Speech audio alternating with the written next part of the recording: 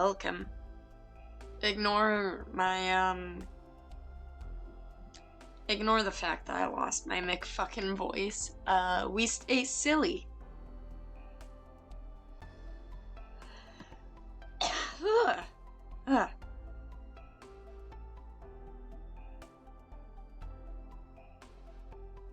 That is all there is to say. We stay silly, we have fun, and if I lose my voice somewhere along the way, fuck it. We ball. Trust me, I'm a doctor. Alright. This is my first login for the day, so let's do recruitments. Hey, click.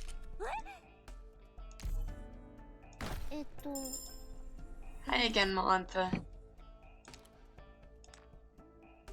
Alright. Now let me check the Reddit post that I'm surprised I didn't think to pull up before stream. Just, it's fine. It's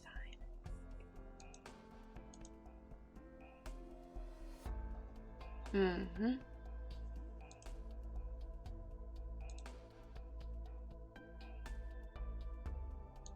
Let's see. Totally didn't space out. Okay, refresh. Refresh again. Hopefully this gives me something.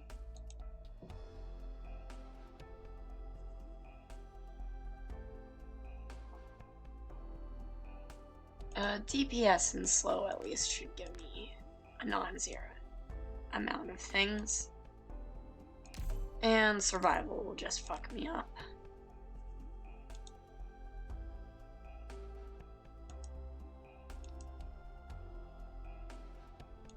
And I guess I'll just do healing here. Swag. Boop. V-boop.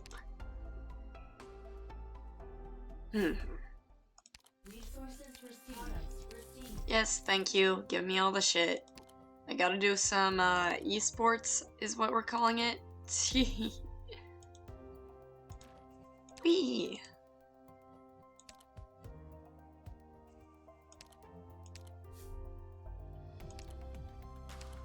Thank you for my credits. No, stop fucking working. Fuck you. Okay. Hey, Gravy. Stop working.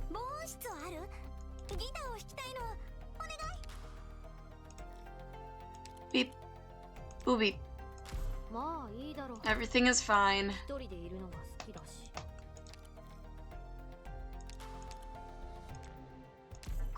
Please, everyone, stop working.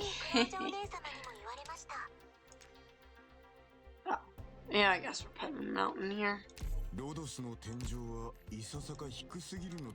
Office operator. Yes, Earth Spirit, sorry I made you work more. God. Boop.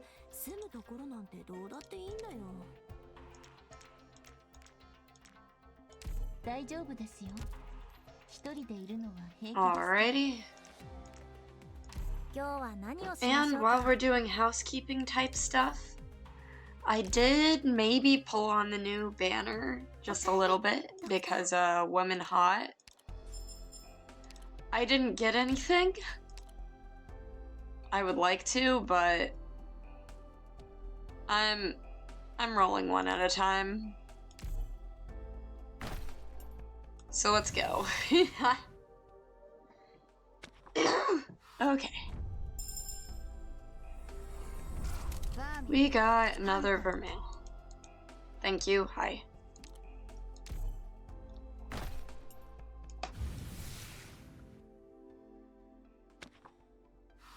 Okay, Skip. I think I got every 3-star operator at this point.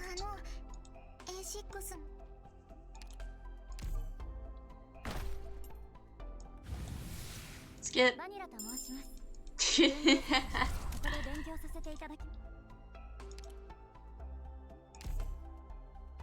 Yes, I'll spend my Arknight Prime here. Alright, new operator. No. And that's it. We tried. Oh, wait. I totally forgot. Gotta do a little bit more esports. And then I'm not gonna touch the base for the rest of stream. I upgraded a lot of my operators to Elite 1. All of these, Elite 1. These guys, not Elite 1. So I guess I didn't upgrade as many operators as I thought I did. But it's okay. Let's do some promoting. Wait, no, not that one. Potential. Give me a break. I'm stupid.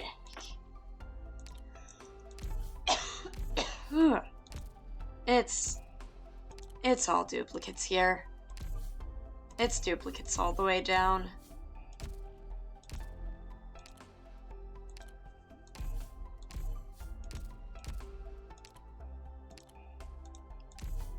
Like at some point, I feel like I'm gonna run out of. Wait, what the fuck happened to my camera? Yes, thank you. Yeah. Anyway, at some point, I'm gonna run out of like 3-star operators to get duplicates of. And then any banner will just be a guaranteed 6-star. I feel like that's what it's working up to. Alright. Hi, Ropey. Alright, now let's go shopping.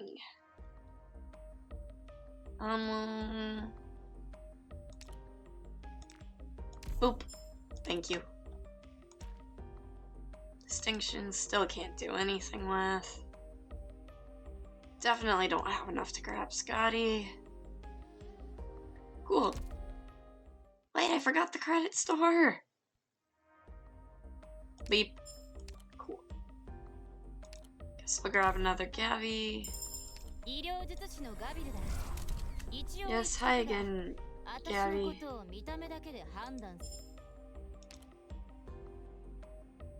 And I have 110 left. I'll just grab all the stuff that's discounted. Why not? Okay. Boop. Boop.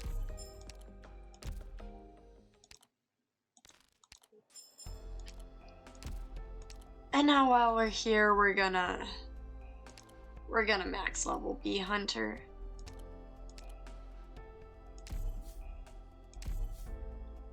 Because she was who I was working on. It is she, right? I don't fucking know. And I'm not grinding for promotions right now. I'll make a second squad for the event, I think, because I've just been using that one for other purposes. Alright, I'm gonna grab a Podenko. Always need some Podenko. A Cruise. Shira. Mountain. Alright, and I'm gonna use the pairs rule and get myself some casters. Oh yeah, Iris is a really important one. Boop.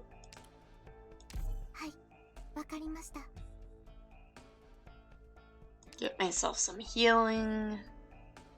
Wait, can Sora heal?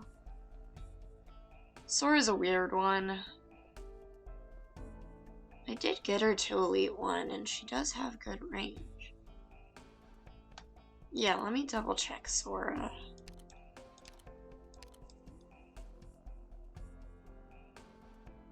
Does not attack, but continues. Yeah, she's a healer, basically. I'll try using her for healing. And... whispering. Yeah.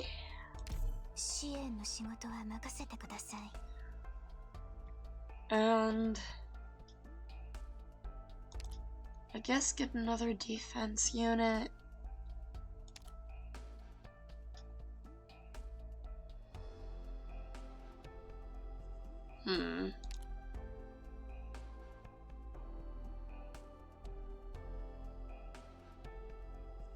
Ponzi here fills 2 niches.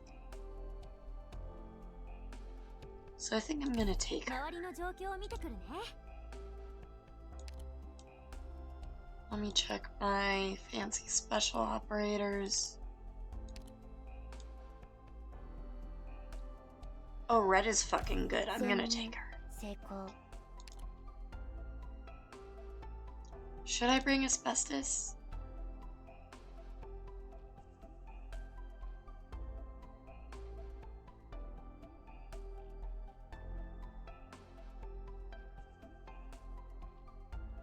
Yeah. Asbestos. Wait. Can asbestos even block more than one?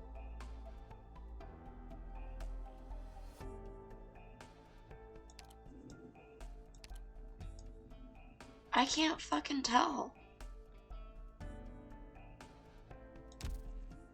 Okay, I'm gonna bring Matterhorn too then.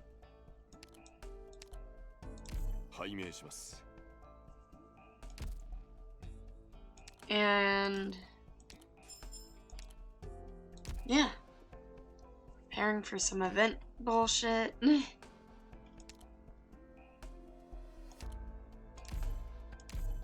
I have 2 expedited plans.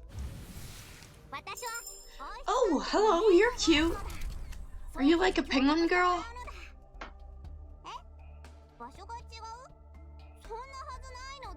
What's her deal? She's cute, I think. I like her. Hi, Ansel.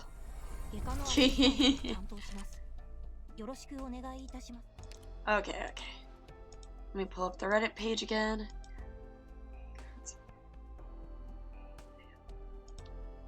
Okay. Key.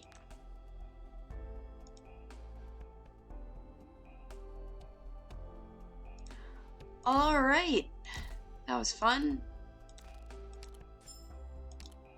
Now we're gonna go play event. May isn't a penguin? Wait. Then what the fuck is she? Why am I going there? Are you telling me?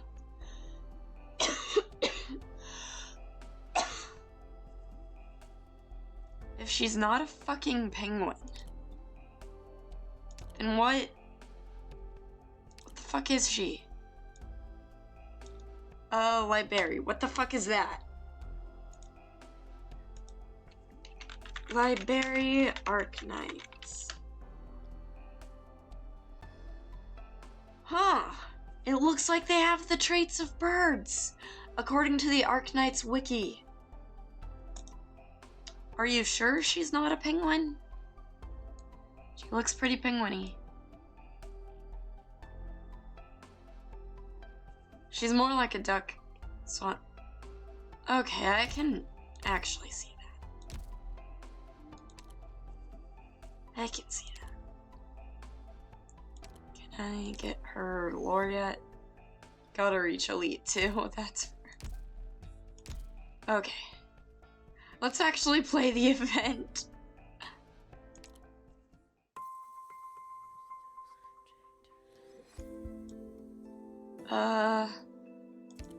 I guess this is the first part of the... No, this is the shop. Okay. Oh, is this... Can I not do the event yet?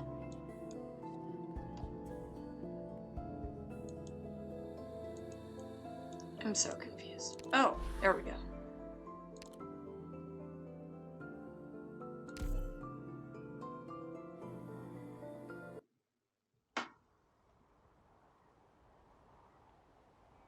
A boy cries in his dreams. To weather the blizzard, a girl wraps him within her cloak and wipes his tears away. Freezing, gusting, the air screams on. Softly, the Cyclops tells of an epic tale, far, far away. Through the snowstorm's seams, her voice comes. The myriad souls' call become harmony with it. The boy's whimpers the drum of their beat. This dream is bitter cold. Within, the girl seizes a faint breath. She covers the boy's eyes and closes her own. Even now, even here, for them, the ballad from 1,000 years ago is still playing.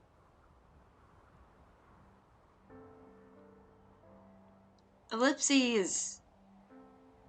Armies fell upon our home, then I saw from afar. From valleys to hills, our lands they scarred. The king slaughtered, the myriad souls did lament. Yet one sovereign fell, 6 heroes rose. They blew the horn, led the fight, faced their foes. Alas, the wanderer's city collapsed, to ruin swift as the fleeting peace elapsed. When all seemed lost, a black crown appeared. The twins brought hope where dread had reared. Spreads the rift, giving birth to betrayal. An assassin in the heart of tempest, them I saw from afar. A sword to slay the regent king, a spear to pierce the royal ring. Legend ends as justice calls, to righteous fate the mighty falls. Heads up, you probably won't understand the event. Good to know, good to know. Yeah.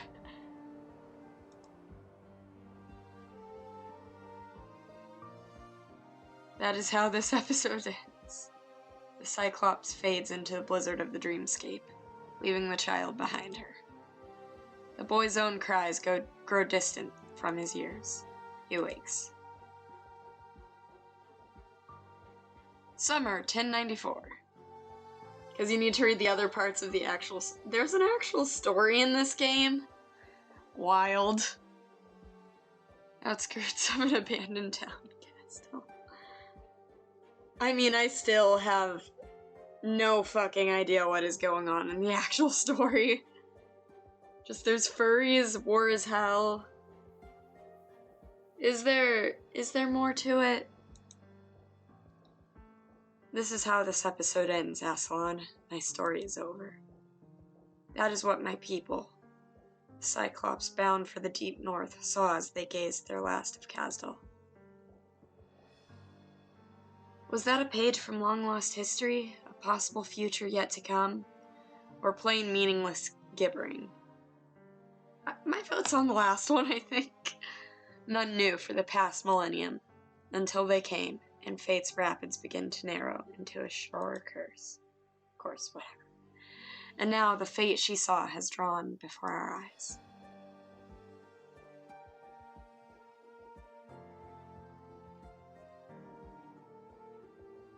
Ma'am? Ma'am? You... Can I kiss you, maybe? I don't care. Okay. Sir? Sir? I'm surprised you'd even hear me out. Bright red blood creeps along his mask, trickling down his chest. I have no idea who this guy is, but I wanna smooch him right on the mask.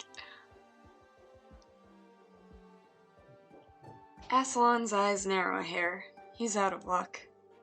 You're about to die, so I gave you one last token of respect. Those prophecies never did gnaw at you in all the time we knew each other, no? That's why you'll never understand how a greedy soul thirsts to control his fate. Choose better last words. I know how you hurry to convene with those Babel members, but it's not yet time for you to leave. Look, the catastrophe is near. Ah, funny. I'm curious now. What was it you found within the storm? Step aside. No commission left unfinished. The rule I set myself back when I was at the Scar Market. Alive or... Ah! A dawn-like mist is wound about the Cyclops' neck as Axon vanishes behind him, leaving his body to dangle over the cliff's edge. Oh. Well, it was nice knowing you. You ever seen your own end, then? I don't care for prophecies. We have that in common. The fact is, none of us can outrun fate. Don't you want to struggle out of it? What makes you not? Why can you not? How can you not? Never forget, you have your place in the prophecies too. Whimpering, storming. A plaintive chant rings in their ears, an elegy over the horizon, from the convulse of the banshees, sucked into the storm's eye. Aslan gives an involuntary shudder. She is ice cold from head to toe. An indescribable pain rips from behind her ears down to the soles of her feet. This nameless elegy, this ill omen. Are you sure you don't just have oropathy? That sounds like oropathy. Farewell, Casdell. A single sigh reaches Aslan. Her hand tightens fast, until not even the faintest sound will leave Scar Eye's throat again. And then she lets go. Hot. Damn fate. In a blink, the tremendous figure of the Cyclops becomes no more than a speck below the overhang. The mist scatters to the storm. The shadow of a hood goes with it. All vanishes within the teardrops falling from the cliff. Wait, so did she not actually want to kill him? Gasps. Rolls of thunder from catastrophe clouds. Whistles as the sand is swept across the barrens. The sound of everything culminates in silence.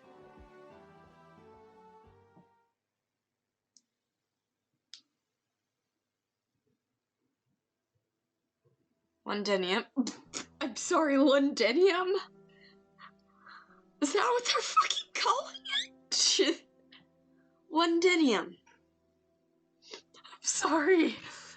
Just the emotional whiplash from that whole scene to the England knockoff being Londinium.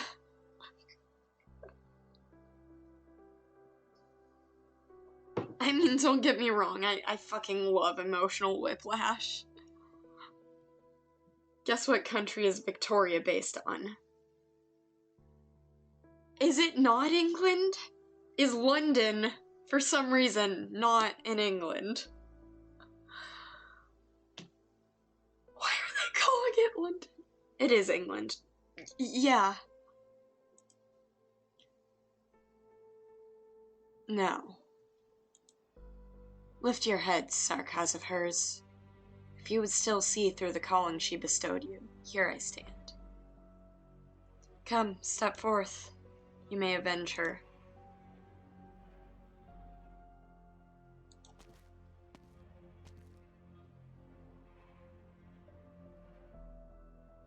My name is stitched onto my clothes.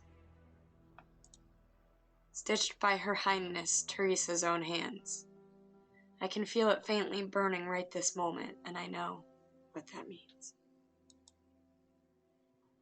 The mission she assigned us is over. We'll clash with you no more. The Sarkas do not draw on each other before the invader. We pledge our loyalty to you, Regent. So long as you still hold your zeal and earnestness for the Sarkas, we will trust you with our lives. Even though you nearly ruined all the plans we'd set up in Victoria? Should the military commission put us to death, we will be willing to die. As long as it could bring a better end. An end as she wished. A moment ago, you were the renegades in chief, all but ready to entomb our plans. How can I possibly believe? Manfred. As she wished, you said. Your name, Deathmonger. Julie. I will remember it, and I will hand you your final mission. Guards, assassins, mercenaries, survivors of this sea of bloodshed, one and all. You are to enter the Mausoleum of Kings. You are to render Victoria's iron heart as scrap. You are to ambush and wipe out every last steam knight. You'll let us take part in the Commission's core plan to enfeeble Londinium? So are we colonizing? Are we colonizing England now? Is that what's happening? Manfred will take good care of you. There's no chance we leave that place alive, is there? You're welcome to fight for it. Very well. What's keeping you here? I'm just taking it in. I'm looking at the one who fostered Ascalon. She never rid herself of you. AK England is considered to be the largest territory. Hey! Just like real life. Just like real life. I swore to follow Her Highness Teresa, with no inkling that the tale of the mixed-blood twins, rewriters of Castil's history, would end this way. Let alone that this disposable life of mine had a place in it. Farewell, Your Highness Teresa's. I take my hatred of you to the grave. Damn. Okay. Rhodes Island of Babel, Castil. Hello? Oh, hey, it's Calcite again. Keep going, Calcite. Never, since the day she was born, has this corridor felt so endlessly long to Calcite. Okay, I guess we're just throwing numbers in people's names now. Monitor.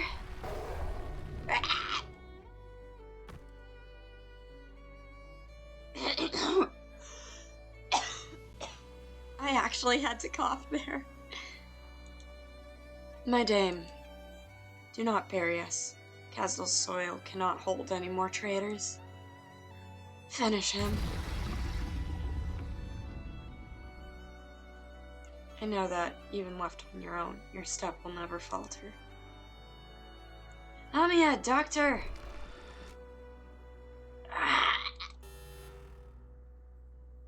System unresponsive.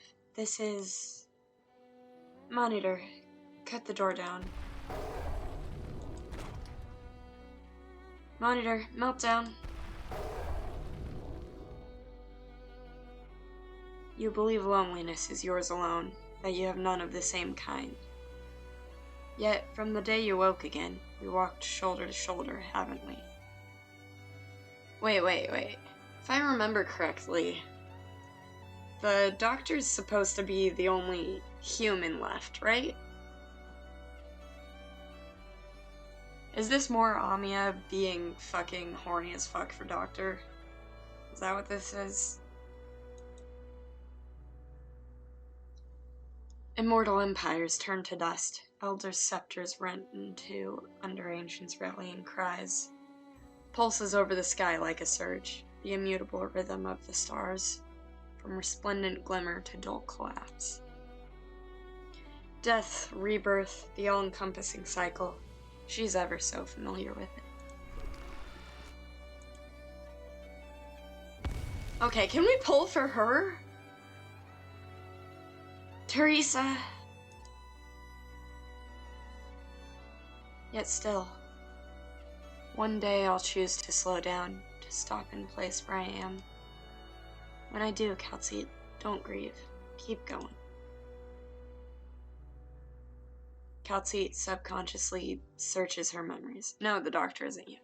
Okay, so I'm just dumb. Death, rebirth, the all-encompassing cycle. No, it's not the same this time. Not quite. For the first time, she must bid to the first who could ever converse with her as an equal. To her dearest friend, farewell.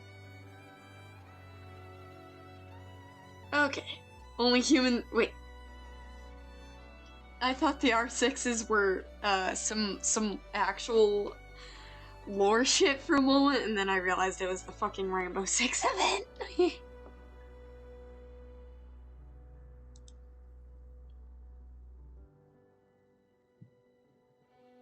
Teresa. So, Kelsey, it's time to say goodbye. I'm your doctor, but I always say one day our wandering is bound to end. One day the Sarkaz's wandering is bound to end. So question.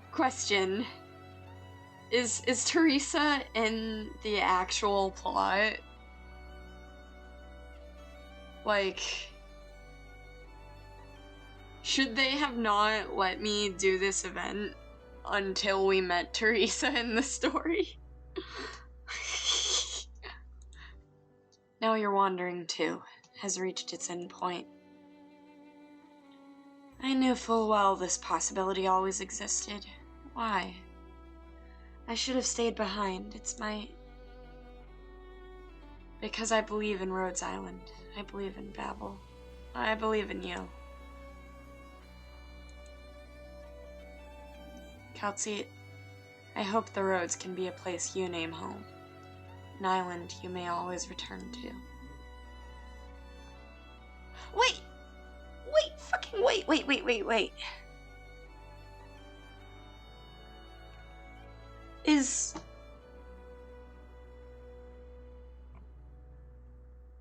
Question! I'm sorry. I'm asking questions. But is the fucking bunny girl... Is that Amia? Is that our fucking bunny girl? Fuck! Okay. So our baby's fucking traumatized. Good to know. I already did everything I could do.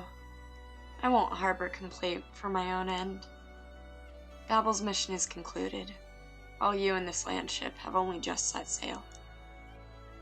I am not the same kind as you, Kelsey. I cannot explain away your puzzlement. But I have always been your companion. Then, now, and after, I will always be with you all. Now,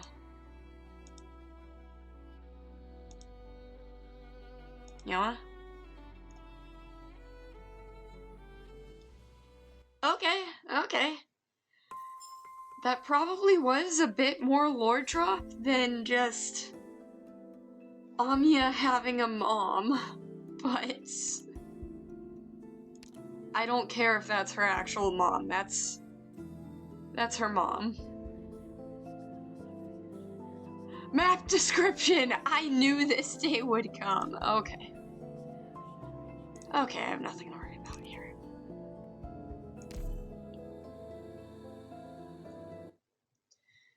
Alright. 64 years ago, autumn, 10:30. Scar Market, Castle. Hey, Neb. Oh, hey, Cece. Hey, Callie. We're doing some plot shit, and I lost my voice. Welcome in. You protect this tag around your neck with your life. You're my precious property, slave. You understand? God, fucking shit, fucking... Ugh. You better be worth something.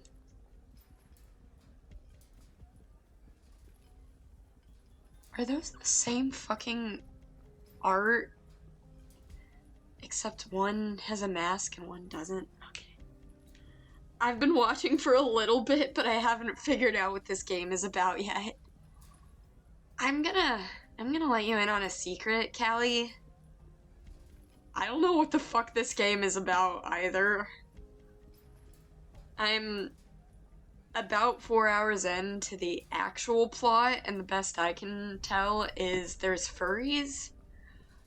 Not furries, kimono mimi, sorry. A couple furries. And war is hell.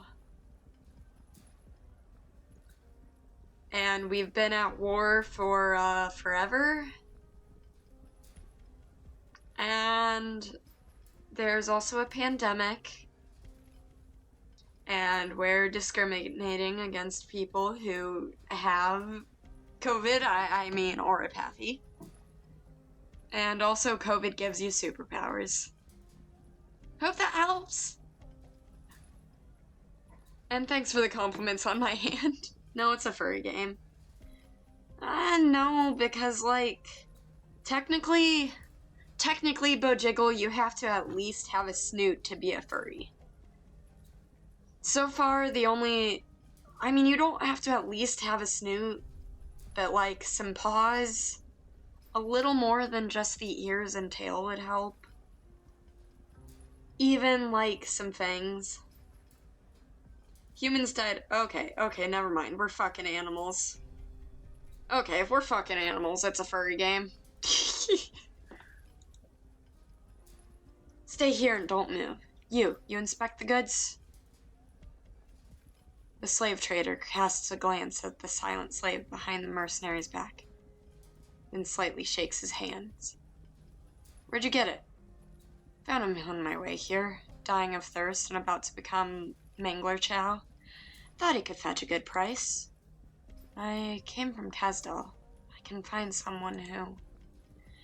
Doesn't matter to us where you're from, slave. Say your Higashini is for all we care, as long as someone buys you out. I'm just checking if you've got a tail. You never know where these mercs get their goods. I see, so the disease gives you superpowers. What's the downside to having the disease? It's terminal. We're trying, and having it means your days are numbered. The actual player character works for, like, a pharmaceutical company / non-profit trying to cure it. Obviously, if it ever gets cured, actually, the game ends, so we're never getting a fucking cure. But we're trying! We're trying, and that's what counts.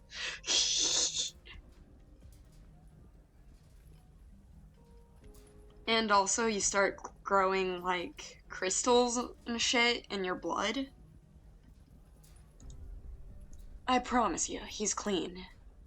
You better not be messing with me. Cash or barter? Wait. Sequel game? I thought that was a spin-off game.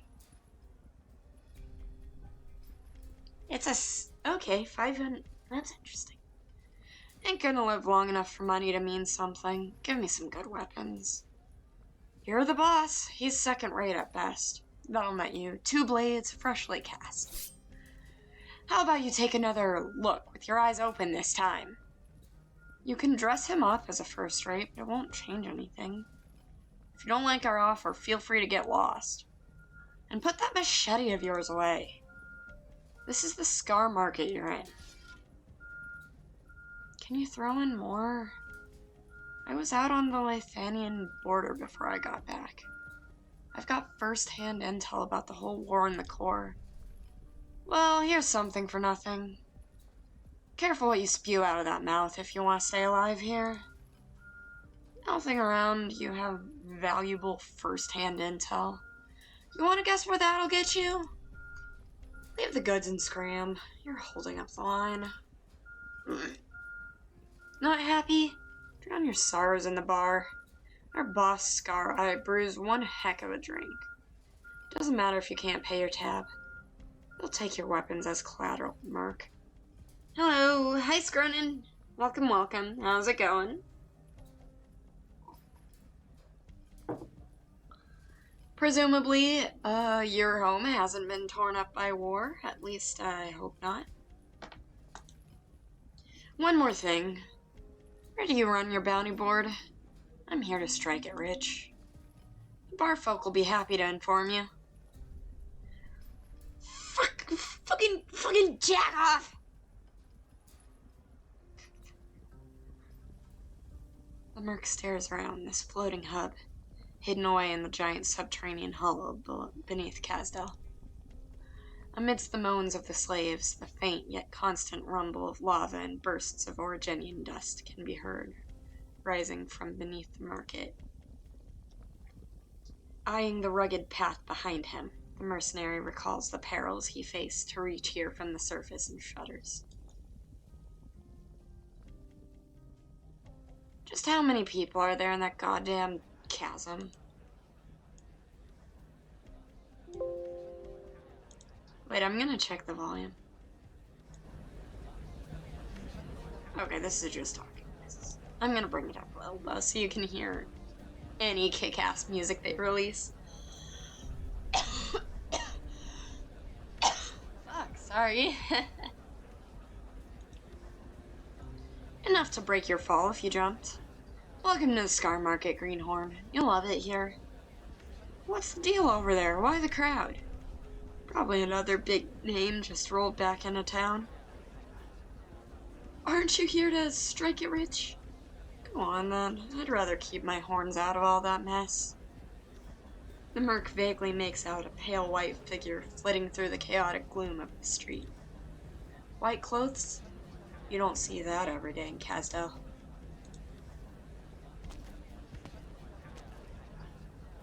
It's the guy! You're injured. Tell me something I don't know. The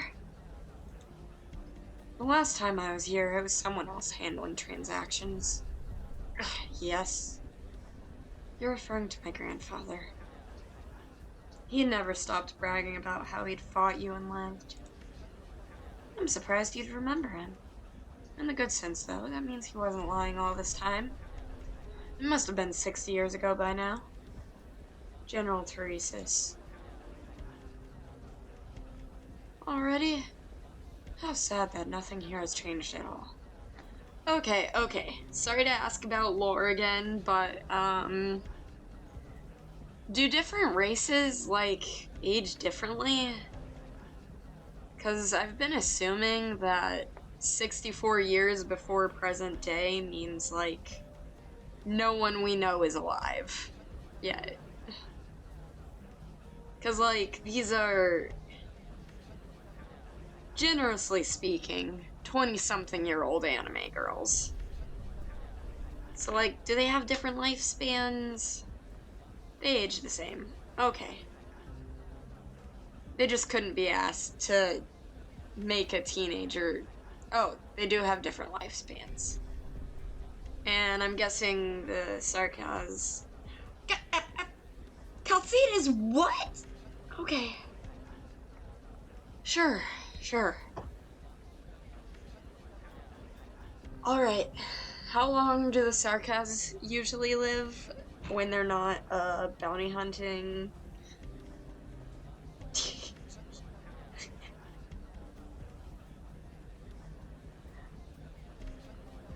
How old is this guy? How old is this fucking twink? I imagine with Her Highness here, too, there'll be no more violence this time, eh? Even if things get bloody, eventually you'll leave, but we'll always be here, General.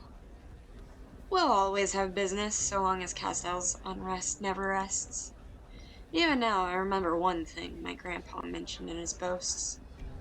He said to you, it's the land of Casdell that needs us. Teresis looks at the slaves. Their heads down in their cages. He draws his sword. War and turmoil have necessitated this trade for over a century. This Scar Market. General, provided you can reach the surface alive, take a fresh look at Casdell. Much of what you know will soon change. All Sarkaz will be part of this change. All? Us too? Yes. I'm not inclined to explain our vision to the likes of you. I will stay here a while longer and wait for her return. Until then, I welcome you mercenaries to challenge me, just as 60 years ago. Oh boy, Sarkaz's average age is weird, but I want to say they can live for... Yeah, okay. Sure. This guy's just very long... I'm gonna look up Sarkaz in the wiki. W is almost 30. Okay. Sarkaz arknights. Gonna use wiki.gg because fuck. And oh, okay, it's an umbrella term. That makes sense. Okay. How long? Elongated lifespan. Up to centuries or even... Okay, so basically, they're mature adults at about the same time we are. They just live a lot longer. You can call them races, but it's more like ethnicities. That's what I figured. It's fantasy racism. We stay silly. I will take you to Kasdo, willingly or otherwise. His voice isn't loud, but every Sarkaz present hangs on to his every word. The mixed-blood Sarkaz stands alone. No retinue, no army. Armed only with an ordinary-looking longsword, casually held in the hand that wields it. His steely gaze pierces through the dim of the street, settling calmly in the direction of the only person he cares for.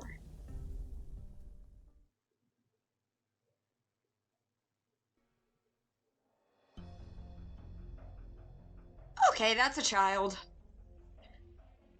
You can dismiss the mercenaries in ambush. No doubt they're your most trusted men. This is out of my respect for the King of Sarkaz. None aside from the general can claim to know your true motives, after all. Your Highness, do you truly believe this can change the fate of the Sarkaz?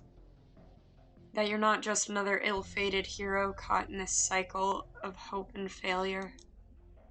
Once the dust is all settled, your answer will come naturally. Following that Pyrrhic victory, we built from zero a moving city, the great nomad of Sarkaz soil, for over a century now. We can evade catastrophes and foreign armies. Our development has finally reached a point of basic self-sufficiency, but it's so far from enough. The storm has long been brewing on the horizon, but we were too oblivious, like a burdened beast too slow to react, too old to move. Your Highness must be referring to that war between Lithuanian and Gaul. Surely you, too, are aware of the magnitude of that war. Corsica even secretly hired our royal court casters as his consultants. But despite a period of seclusion, Lithuanian's Witch King thwarted Gaul's offenses with his opening move. And now, Ursus and Victoria have also declared war on Gaul. These present empires display a might so far removed from the enemy 130 years ago, against which we staked all of Kasdal just to barely prevail. That was already a victory in name only. If Kasdal must now be thrust into the same situation, how could it possibly end? It is for this end that you wish to establish the military commission of Kasdal. Yet the old aristocrats of the royal court go resentful, refusing to relinquish their sumptuous city lives and viewing this as an attempt to challenge their privileges. A century of peace is enough for certain memories to slip their minds. So, what made you deign to come here in person? Do you see the Scar Market as the royal court for the bottom feeders, where the likes of us scrape by and make merry? My only hope is for more Sarkaz to join us and resist the voices that refuse to embrace change. Resist? Perhaps your Highness meant terrorize and purge. What I want is a reform, not a slaughter. So, what's the reward? The Scar Market's not a real royal court. What we have with the mercenaries is partnership, not fealty. Without compensation, no one will work for us. Reward? Meow, Fuki, hi. What's up? This is gonna be a bit of a shorter stream today. It's only gonna be a couple more hours, just because I have stuff to do between this stream and Maho, Tuesday. But Jesus fucking Christ, the political intrigue is happening. Like, the world building hasn't fully soaked in yet, but like, the demon people aren't doing too great. Are the spoils of war not enough? Are the riches, power, or food that should have gone to the hungry people not enough to sate your appetite? You claim to provide shelter and a livelihood for countless Sarkaz warriors with your rhetoric of justice. Yet, I could almost hear their bones crunch as you squeeze them dry for profit. Sorry, but in this business we eat people whole and chew on their bones. Hot. We're gonna go to bed. Okay. See ya, Callie. Have a good sleep. Scarai, you too are Sarkaz. You too are a part of Kazdal.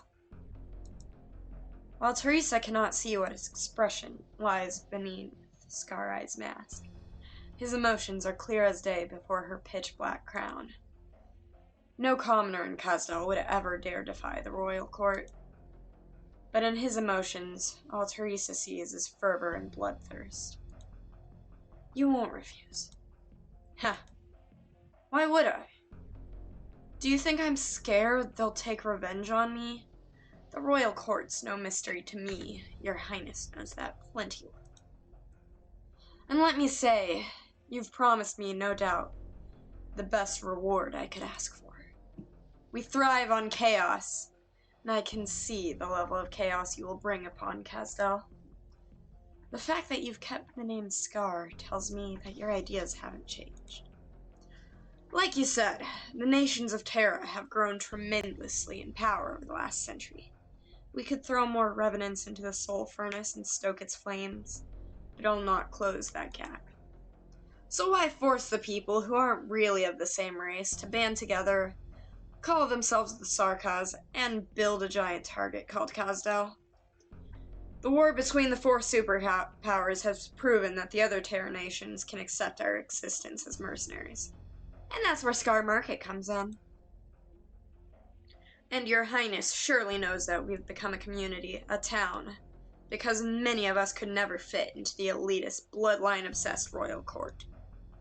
In all these years, I may have helped just as many as Sarkaz find a new way of life as the 6 heroes, if not even more. And I'm not the least bit ashamed to say it, your Highness, King of Sarkaz. Teresa doesn't reply. All she offers is a faint smile at the Cyclops. It suddenly occurs to Scarai that this King of Sarkaz belongs to no royal court, and represents no bloodline. Her sole aim is to persuade the Sarkaz who are unwilling to believe that Kazdal can be built, some of whom have even committed crimes for this cause, to believe once more. But is she enough to break free from this cycle of tragic failures, from the ending he foresaw? Come to think of it, there's one thing I don't get, your Highness. I might have agreed to help you. But why didn't you and General Teresa simply burn this place to the ground before the day's end? I would have little chance of winning if you decided to do so. Just like you did 60 years ago. A minute ago, you described Kazdal as nothing but a target, and that you want another way for the Sarkaz to live. One that would have them depend on other nations. Yes? So tell me, in your prophetic visions, have you seen Kazdal's destruction? Have you seen my death, Teresa's death, and the destruction of all that you stand against? And what about yourself?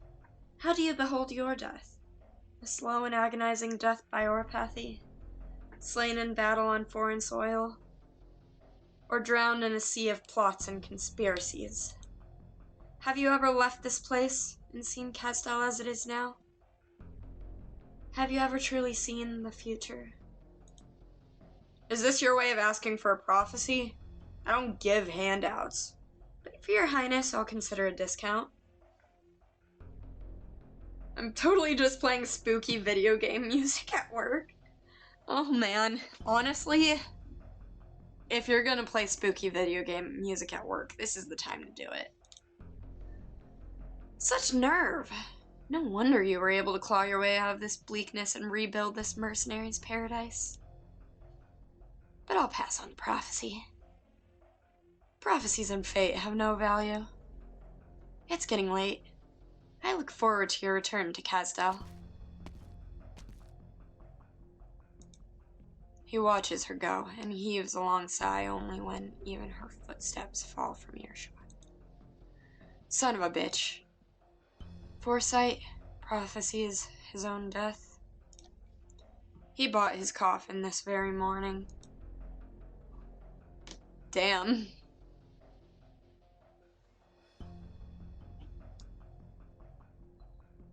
Tally up the losses. Boss, the slaves. Set them free. They're bound to get tangled up in the scar market after the war begins anyway. At most, we lose out on pocket change. Did anyone take on General Teresis and survive? Yes, I've noted them all down. Take them to supplies for a little reward. They've got real balls. When you're done, take them to the bar entrance and kill them all in front of everyone. Send their heads to General Teresis as an apology. Damn. Got it.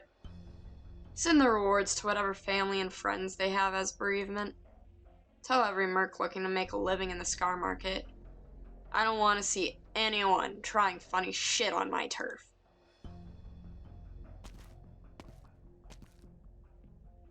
He heads alone to the bar, the tags on his cloak jangling in his steps. He stands prominently in the crowd, watching as the blades take the light from the mercenary's eyes. Still, no one fights back. Utter disappointment. Drinks are on the house tonight, both to celebrate the two highnesses sparing your lives, and to celebrate the huge gig you've all just landed. Your objective is in Castel. Get your shit ready. Soon you're all gonna be in the city. Fuck. Whee! Secret entrance of Scar Market, Castel. You've been quiet for some while now, Teresa. Are you hesitating? No, I have confidence in you. A reshuffle of the War Council is inevitable. It's just... I've been thinking about the city's future. War won't stop itself at Gaul. Our pace has fallen too far behind. Corsica commands an indomitable fleet of dreadnoughts and guard battalions. The Mad King of Lethenian has more than his arts in his arsenal to affect Gaul's failure. The industrial might of both Ursus and Victoria in the throes of a large-scale war has far surpassed our imaginations. Many assume to know war like the back of their hands simply by living long enough through it.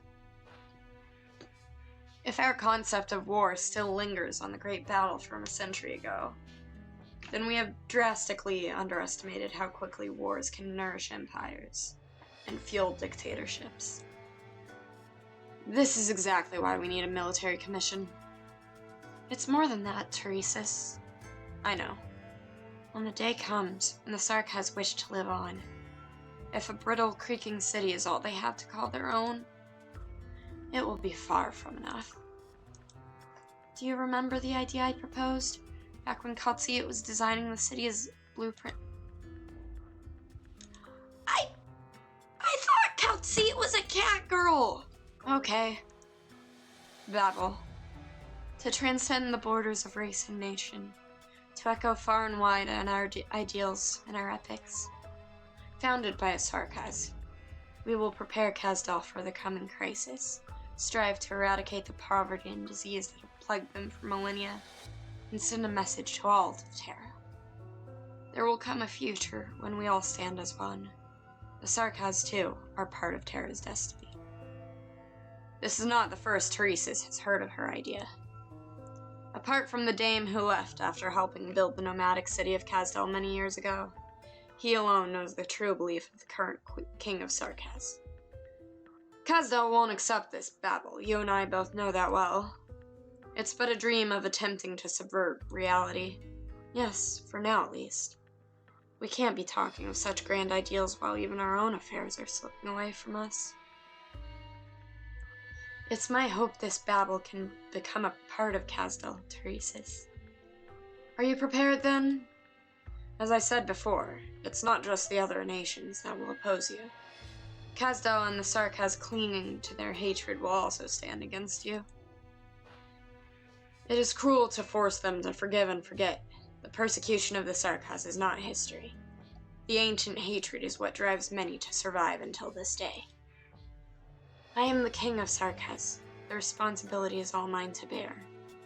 I must show them a way out of this. I see. Then go. Do what you will. Teresa, I still do not approve of your vision, but I do support your decision, and the future military commission will too. If your gaze is set too far to see what lies before you, then I shall sweep away all that obstructs you at the moment, just as always. I know. Come, let's go home. Kazdal still needs us for what's about to happen. Alright, let's start a war! Oh yes, Skari mentioned the prophecy again as I was leaving. The signs of a pessimistic fate. And your reaction? I don't care. Agreed. Kazdal, a strange yet familiar name. Many from this great land see it as the pit from which devils crawl. A terrible place to be avoided at all costs. While to the Sarkaz, that name only evokes equally conflicted emotions. Despite generations of Sarkaz passing on that Kazdal is the Sarkaz's homeland, an outsider might wonder if they mean the city or the entirety of those lands. Perhaps only they themselves know. It never struck me on the way out just how high this wall is. Oh well, at least I can go home alive now. That means I'm pretty lucky. That man in the Scar Market, that was General Teresa's, the first of this city's founders, the hero of that legendary campaign. If I had the courage to ask him to take me in, maybe I could have just... I'm dreaming again. He sits atop the high wall, experiencing for the first time a new lease on life. Few of Kazdal's civilian Sarkaz, save for those children who haven't yet cottoned onto the fear of death, ever climb onto the city wall. If the tremendous pipes and tubes piled high can even be called a wall. The intricately tangled forest of originium spikes can take the lives of anyone who loses their footing. It also serves as a haven for pilferers and mercenaries to stash their goods. Smugglers and vagrants cross through the dark underground, peeking out from the tunnels and drains at mines and factories, scuttling from one corner of the city to the other. The life the slave once knew. The general gave me a fresh start, so what should I do from now on? He gazes at the furnace, burning and smoldering far away, teeming with indiscernible workers as they carry originium, steel, dirt, and stones into its hearth. To Kazdal the Nomad, its flames bring motion, while the molten metal that flows out adds new appendages to the city. For a whole century, it's belched its incessant black smoke. None know whether it's ash or originium dust. Some say it's the bitter anger and anguish as the revenants exhale their last breaths. Witchcraft altars hang high in the sky, intermittently flashing their blinding rays. The slave has heard many different versions of their urban legend. The most frightening version claims that the royal court's casters work day and night on the altars, watching everything and listening to every conversation in the city. Maybe I can try my luck at the factories too. It doesn't matter what else. I've made it back alive. It's been months since I left. I don't know how many of my friends are still alive. Oh. Oh shit, there's more. The nomadic city of Casdell. Ugh, fuck, shit, fucking... What happened here? Why are all the doors open and the furniture all smashed? Poltok, you're back! It's you. What are you doing here? Where'd you get that ornament? Something big is happening. Royal court nobles are being dragged out of their houses and killed by mercenaries appearing from nowhere while the city guards do nothing. A lot of us have been sneaking into the empty houses, and boy, have we dredged up some good stuff. How are you still alive, though?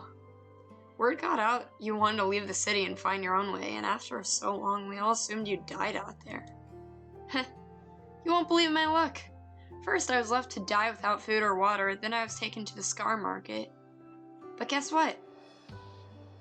General Teresis saved my life, the general himself. Then on the way home, I ran into this guy with a halo over his head, called himself a messenger, and he brought me all the way back to the city wall. So I've decided to change my name to Good Luck starting today. You guys can forget that lousy old name of mine. Tch, the guy with a halo? Sancta? And the general? You sure learned how to lie, Good Luck. Believe me or don't, but either way, today's a fresh new start for me. I'm gonna go be a miner. I looted a Noxera's house earlier and found some hot air balloons. Wanna launch me on one and put that luck of yours to good use? I'm in. Well, that was fast. Man, it feels good to be home. Good Luck glances around at the people swarming the street. This is the life he knows. If he wants to survive, the city will always offer him a way. Thank you, Fate. And thank you, General. Aww.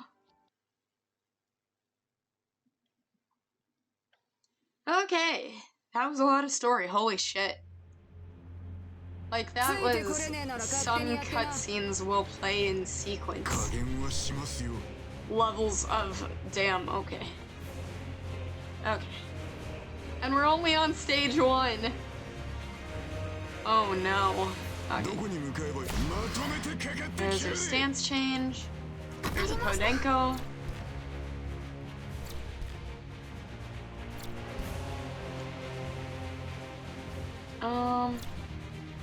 There's a Sora. Oh, damn.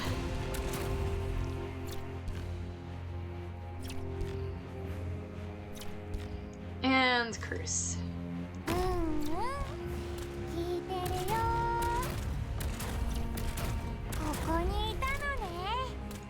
Alright. This should be a pretty easy stage, I think. I mean, it's the first stage. But yeah, war. War is hell.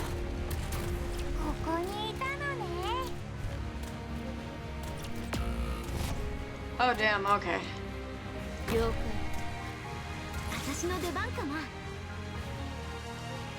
I'll wait on her skill. I'm gonna try Project Red. She does nothing. That's cool. I'm worried Mount. No, why did I worry about Mountain?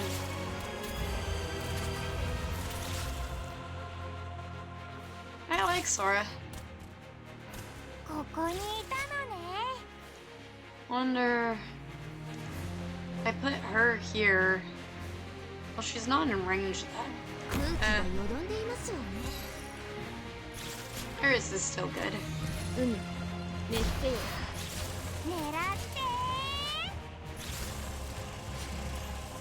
They're just walking around menacingly.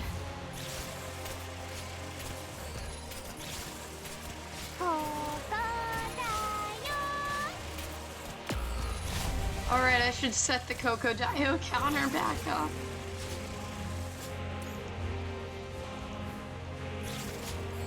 Crocodile counter 1.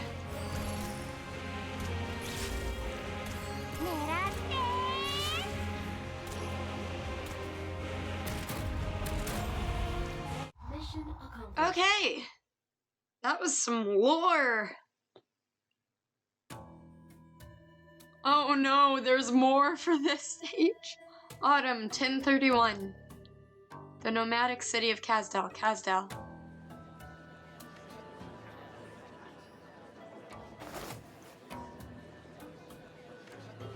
Hey, let me through already. Hey, no shoving. You want a good spot? I'll trade you mine for some high purity originium out of the mines. Don't just grab the leaflet out of my hands. Ugh. That blood all over you stinks. Can't help it when you're breaking into dead people's houses. Lingonus. That's how you read the word, right? Where's Lingonus? Gaul. Oh, where's Gaul? How the blood pusher should I know where Gaul is? Hey, what's with the attitude? Shh, the highnesses in the royal court big shots are discussing something in the chamber. I heard it's about reorganizing the city. Haven't you noticed all the extra guards on the streets recently? So quiet down a bit. Weather's been real stuffy today.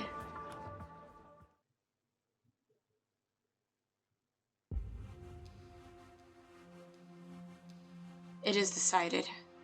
The military commission will replace the war council in assisting the king of Sarkaz Teresa in decision-making related to Kazdal's military and political affairs. The military commission will be the sole administration of Kazdal, and none will have the authority to issue commands to Sarkaz in the royal court's name. All present have already received the details of this resolution. To the royal court leaders who still wish to cling on to the war council, know that the military commission of Kazdal will become the final bastion of the Sarkaz, our eternal fortress, and the usher of a new order. Are there any further questions? Your Highness appears more haggard than you did yesterday. Please look after your health. No military commission is worth it, if it comes at the cost of your Highness's health. Lakara Maline, thank you. I know how hard you have worked for this day, and I also know how Kazdal today views the banshees of the Khanbalas. But before I state our position, I encountered a lost envoy of the Liches on my journey here. He entrusted me with a letter for your Highnesses. That he couldn't even find the road here. Let this be proof of the immense changes Kazdal has undergone. A letter from Lithanian. If things are going as expected, your Highness's messenger would still not have received any news from the Cyclops. Rather than waiting for the response from deep in the blizzard, should we not hear how the Liches of Lithanian answer? You're right, it has been a very long time since the Sarkaz were able to truly unite. Oh? Ornate calligraphy upon the letter turns into silken threads that float above the paper and weave into the shape of a familiar figure. Where's Horns? Fremen, a lich who has long resided in Lithanian. It appears that he is now the first scribe for the Liches. It seems that the arts practiced by the Liches of Lithanian have seen some stylistic changes. Oh, he appears rather excited. Why is there only image but no sound? Well, the Lich Envoy did suggest to me that he was rather vexed with refining his master's words. But never did I imagine that he would simply erase all the sound. In short, Fremen apologizes on behalf of the Liches. They are as enthralled as ever by their quest for knowledge, and are therefore unable to afford the distraction of making the long journey here. But if Kazdal were ever in need of their knowledge, they would happily throw wide the gates to their temple for the people that they have chosen. I am sure that with your abilities, your Highness can understand Fremen's attitude on the matter from his image alone. To me, it appears as though he is sensitive to drastic change, as has always been his wont. Ah yes, there is another letter from Fremen, one addressed directly to the General. Might I remind you, Lakara Maline, that you are nobody's messenger. You have not yet expressed where the Banshee Court stands. I assume that we had reached an understanding in the course of our reminiscing yesterday. The Banshees will not participate. We are still recovering from the wounds inflicted by the past war. Perhaps other Sarkas will castigate us for this, but all present should know that since that war, the elegies have yet to cease in our valley. We have suffered grievous losses. If Kasdal calls on the aids of the Banshees once more, then I will give the same promise as from it. The Banshees will be there. But until that day, you will find us willing but unable. Naturally, I myself will render what little assistance I am willing to give, from this day onwards. That's more than we could ask for. Thank you, Vicaire Emmeline. You are welcome, Your Highness. You know where I stand. For the past 100 years, I have always stood by the decisions you have made. I can only hope that your brother does not blame us for watching from the sidelines. Next, Lord Nezsalem, Naxara King. You were once the leader of the War Council and the mentor of Teresis and I. What is your opinion on these many proposals? Where do the other council members that you represent stand on the matter? Have you discussed them with the domestic cluster? They have long since taken root in Kasdal, under many different names and faces. We have had many conversations over the years, and they have no objections. And I have no objections of my own. Your Highness need not worry about the bureaucratic hurdles, policy imperfections, or enforcement mechanisms. Where I stand is also where the other members of the council stand. We all know what we truly long for. A turnabout, a change, a banner. Go, do as you will. We will, Naxara King. I promise you that. I trust that this stagnant and dulled war can take on a new form in your hands. I notice you have not said a word this entire meeting. Sanguinarch of the Vampire. Ayo! We got fucking vampires? Okay. To take the War Council and the century of history behind it, and sweep it into the gutter alongside the exalted, heroic age and what little triumphs within. Is that the General's decision? It is our decision. Speak your mind, Duckerel. Duckerel lowers his gaze. Teresa's white skirt is mottled with many a blackened bloodstain. The Sanguinarch is highly attuned to such matters. He senses the blood of the lowly, the foul stench of fallen descendants, and the murky taint of royal court members who willingly debase themselves. I thank your Highness for purifying the filthy blood that I so abhor in my stead. But never have I needed to hide my requests behind honeyed words, such as it has been for every king of the past, and so it will be for you. The military commission is merely an attempt to hide Sarka's witchcraft and blood behind a more modern, more efficient name. Truth be told, I feel like this is insignificant. More than insignificant, it is simply not necessary. You reject the proposal? On behalf of the Vampire Court? Duckerel glances at Teresis, but Teresis remains indifferent to him. Time has left almost no trace on the mixed-blood Sarkas.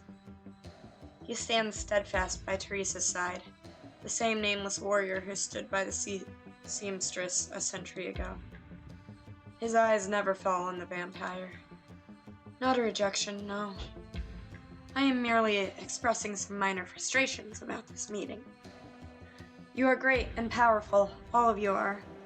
How long has it been since so many members of the royal court have gathered here in Kasdal? Not to mention that it was you who defeated that foolish coalition in the prior age and wrestled this future into your own hands, before personally establishing the War Council. And now you wish to personally change this council? Why? Look about you at the other dignitaries in this chamber.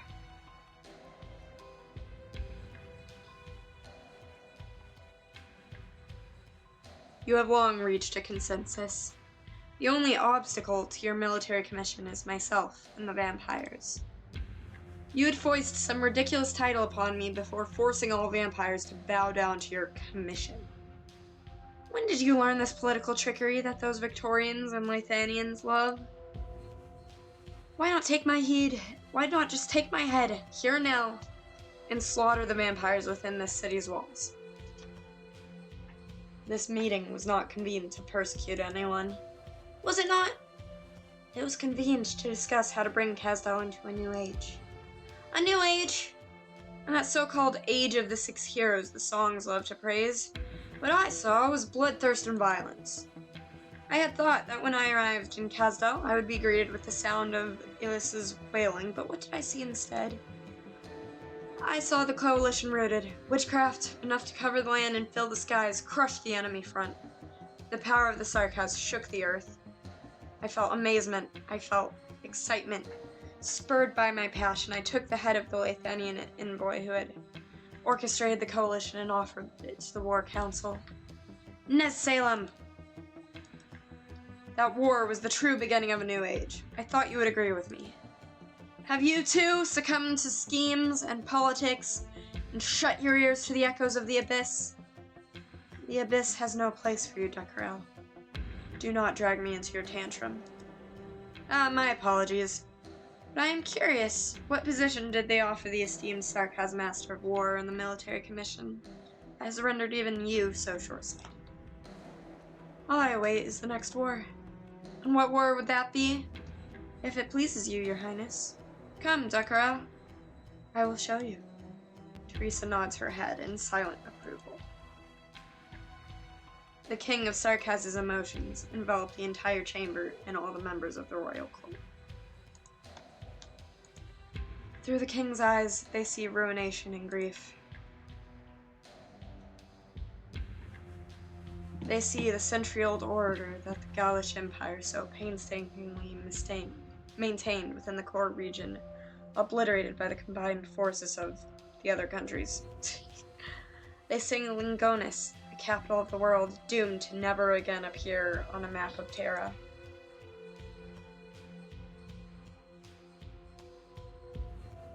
Those present recall the campaign that reduced Casdal to dust. But it is not yet over. An even further future, an even further fantasy, an even further possibility. It is no longer a story to reflect upon. Rather, it is a speculation, a deduction, a prediction, and a verdict. But none question it, for all possibilities must be treated equally, even for the one they see. And its ending is equally significant and indisputable as any other. It is a change, a turning point in history, a divergence of fate. A crucial war looms on the horizon. It will span from now into the distant future, impacting every Sarkaz and all of Terra.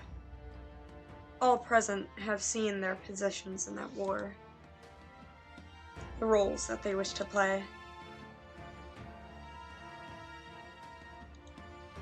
You should understand now, vampire. You should understand what these visions mean. Or perhaps you have begun to grow weak and feeble as Elis in the short span of 100 years. You were once a warrior. I cannot deny that. But are you saying that a new and reborn Casdal requires the royal court to relinquish its former authority? Close, but not quite. The new Casdal will no longer require the royal court's former authority. It will be more modern, more efficient, Duckerel. How can the Sarkaz speak of unity while you continue to indulge in your noble bloodlines? Will it come from the rule of the royal court? You may still rule over your own court and maintain the power and prestige you hold among the Sarkaz, but the vampire court must yield to the military commission. I promise you this in Teresa's name. When the age that you witness comes, Casdal will no longer be a single dot upon the map. It was once more than just a city, and so it shall be more again. It seems I have spoken out of turn. Please continue, Your Highness Teresa. The aftermath of the ongoing conflict, enough to reshape our current power dynamics, will engulf us all. It may come in 50 years, or 10, or perhaps even tomorrow. Casdal cannot escape it. The Damasti and I both saw the visions of the campaign that will destroy Lingonis. High-efficiency command systems made possible by Originium Arts, high-speed battleships that can break through front lines, maneuver tactics that can mobilize entire legions. New advancements are applied to the battlefield as we speak. Their capacity for destruction is surpassing our innate instinct rooted in our bloodlines. What worries me more is the fact that we will still find fellow sarcasm among the countless casualties of war. Gaul-employed royal court casters and the liches in Lithuanian are killing each other in battle, while a certain Wendigo is spilling the blood of his fellow sarcas to prove his loyalty to the Ursine Tsar. As for the sarcasm mercenaries sent to the front lines as arts fodder, they won't even be counted in any nation's casualty statistics. The sarcasm massacre one another in wars we have no stake in, regarded as disposable goods to be abandoned without care by the leaders of those wars. For the sake of keeping pace with those changes, the sarcas must once again gather around the furnace, and if necessary, the power to dominate the war must lie in our hands. Teresis looks to Teresa, waiting for her opinion, but Teresa does not speak, her eyes placid as before. We will plunder the other nations and wrest their most profound secrets from them. We were once the proud Tikas, forced to become the sarcas and derided as devils. Because the Outlanders feared us, it is an ancient fear rooted deep in their hearts. Let us remind them. Let us show all of terror our history and legend that have been either forgotten or falsified. The sarcas are not weak. We do not need others to save us from our fate. On the contrary, we will dictate the fate of Terra, dictate how this land should move forward. The details of our plan have been delivered to all present through the runic arts of the Banshees. Decorel, do you still hold doubt? No. Exceptional work, Teresis. Set aside a seat on the military commission for the Crimson Court. It appears that our Noxera king has not yet grown addled with age, as to whether or not he could usher in such a grand feast. Warriors need not die in a blaze of glory. That is a vulgarity only chased by those who seek fame. Oh, I nearly forgot you were still here, Lucker Emmeline. I have made myself abundantly clear from the start, Prince Decorel. I need only silently observe your enthusiastic attempt at self-expression. How pitiful it is to look upon such a shabby little court. I will cherish your elegies. And this I promise you, when death comes for you, the Lord of the Banshees will sing you an elegy, delivered to you by the night wind. Set aside your chatter for another time. It seems their highnesses still have matters to discuss. The other members of the War Council will wish to know their decisions. Decorel, Lucker Emmeline, and you, Demasti, disguised outside the door with me. The Noxera king nods his head towards Teresa. The other two members of the royal court do not bid the king farewell. They simply follow the Noxera king out of the chamber. Whee! After the meeting's end, Teresa stays by Teresa's side, standing silently. He knows that she will be expecting an answer from him. You never mentioned that you would announce the plans for war to the royal court. You did not refute me either. But I have been able to refute anything. You are well aware of what I think. If you want to argue against any of it, you would have done so a few years ago. For now, I have them by the reins. But it's not just them. This entire city hungers for war. I will prevent matters from heading down the worst possible path, lest the prospects of Terra's continued existence become infinitesimally small. You must be quick about it. I will. What does Fremen's letter say? As Teresis opens the envelope, the writing vanishes before his eyes. Yet the message has already etched itself indelibly into its mind. He has surmised what would transpire during that meeting rather accurately. He has given his opinion on some matters alongside a reminder. Do not place all your coming hopes in one basket. Fair enough.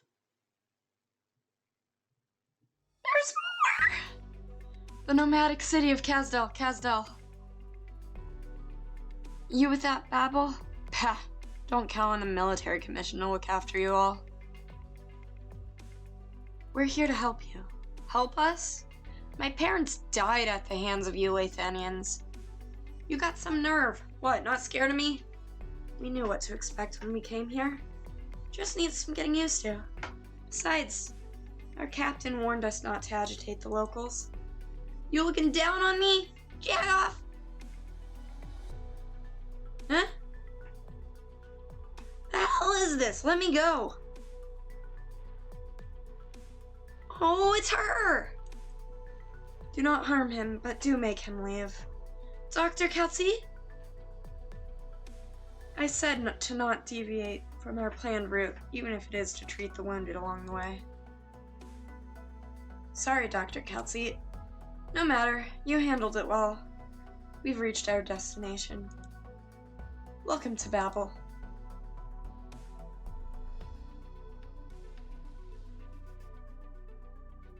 Babel office, Kazdel. Did you manage to retrieve all our stray colleagues? Yes, all's well with them. The construction of Babel's facilities is proceeding smoothly. The school that you were so looking forward to is already complete. Yet I heard that the unbeatable Dr. Kaltzeet had not too long ago been turned down. Perhaps even kicked out? I did not foresee such a direct refusal. I'm not surprised at all, to be honest. To many Sarkaz, the invitation of the king is barely worth the paper it's printed on. On the other hand, our connections with Sargon and Rim Billiton have delivered good news. As for Columbia, some scientists have proposed a technology exchange program. They have their eyes on the ancient Sarkaz witchcraft, while we have need of their latest mobile farms. It took us a century's effort to share an equal dialogue with those powers. The results speak for themselves. You're creating new history, Teresa. Thank you, Kaltzeet. But I can tell you've had a lot on your mind recently. The military commission has been formally established. Babel's existence will spark yet another near irreconcilable effort in Kazdel. Our staff comes from different races and nations. How should they live alongside the Sarkaz? If your efforts to soothe enmity and prejudice instead become a fuse to spark conflict anew, what does your Highness plan to do? If we cannot even eliminate prejudice and hatred within the walls of Kazdel, how can Babel hope to achieve equality for the Sarkaz throughout all of Terra? There will be members of the military commission posted to Babel soon. They will ensure the safety of our people. This will also serve as a warning to some. Babel is backed by both Teresa's and me. Oh, right! Did I ever tell you how I met a Sanctum messenger, Kaltzeet? Strange. Sancta do not generally dare to approach the borders of Kazdel. Was that why your Highness disappeared this afternoon? Was it that obvious? I thought Lacquer Emmeline had me covered. The Lord of the Banshees clearly tried, but judging from the results, she isn't the best pick for clerical work. Well, what of that Sancta messenger? He was getting water from the river, and we struck up a conversation. We chatted about many things: history, peace, hatred. Our viewpoints did not align on most things, but I could sense in him wisdom and intelligence beyond his years. He had thoughts concealed within his heart, ones even he did not know of. And so, you used the power of the King of Sarkaz on a Sancta? I simply wished to know what this fated encounter meant. And what did it mean? It's still hard to say. But while I was looking at his soul, I felt that perhaps we are not so alone, Kaltzeet. Many on this land are doing all they can to pursue hope. Hopes big and small, hopes bright and beautiful.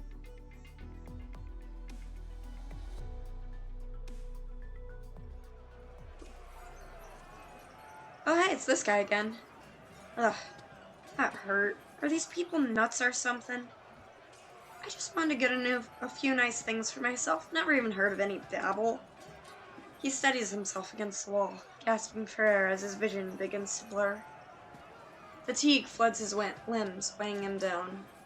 Through his blurred vision, he sees another in front of him fall to the crazed attacker's blades. He knows he will be next. I refuse to die here. It's you or me, you bastards! Out of the way! He uses the last of his strength to barrel his way out, but the only resistance he meets is solid ground. All he sees is black. Are you alright? Were you trying to save me just now? There's so much blood. Why does it feel like I'm the one saving you? Hold on, I'll bring you to Babel. Our doctors there can help you. Heh, I'm still alive. Who would have thought that those lunatics would decide to attack innocent bystanders in broad daylight to get at Babel? I don't know how the others are faring. So, is Babel like Proto-Rhodes Island?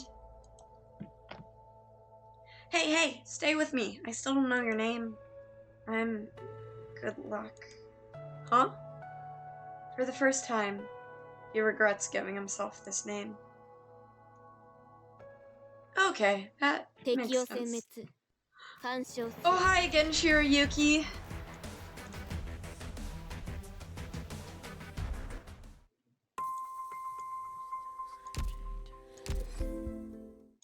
Okaeri, Doctor.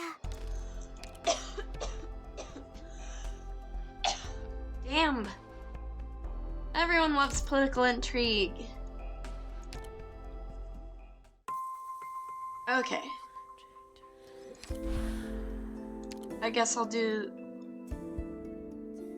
Huh? Interesting. Alright. Are they gonna make me watch a 20-minute cutscene for... Okay, it's just Jessica. Instructor Doberman, instructions for further action, please. Instructor Doberman! I'm fine. Let's get started with today's training mission. Be wary of hollows in the ground. The nomadic city of Kazdal is far from structurally sound, and employs numerous transverse plates to fix itself together. Operators cannot be directly deployed to these transverse plates, and will need operators deployed on regular tiles to provide assistance. Wow, it's so high up here. Instructor Doberman, are you okay? I'm fine. Begin the exercise. Okay. So I gotta put one here and another here. Hostile spotted. Moving at high speed toward the objective point. Jessica, stay calm. Cruz, get to your deployment point. And pass the stabilizer chain to me. Okay. Oh, I didn't even notice. Oh. Jessica, Cruz is in position. Okay. Oh, they gotta be within, like, chain range. Is this the stabilizer chain instructor? Yes. Shattered transverse plates are found all over Kazdal. Without stabilizer chains, operators won't be able to engage in combat. Okay. That makes sense. When an operator is deployed to a transverse plate, the last operator deployed will throw one stabilizer chain. Okay.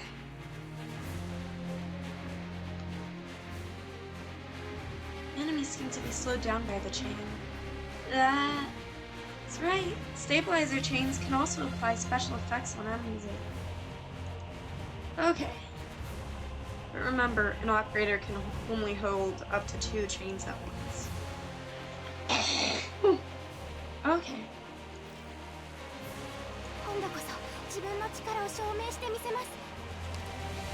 Alright.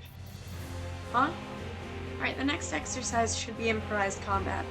Guess I'll retreat for now as planned. Cruz, wait, we're still linked.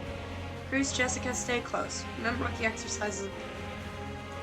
So I put Fang on the other plate. Why does it have to be so high? Deep breaths, 5 more seconds. Now based on what you've learned, what should you do when your teammates are in danger? I know, Instructor Doberman. You didn't immediately fall into the transverse.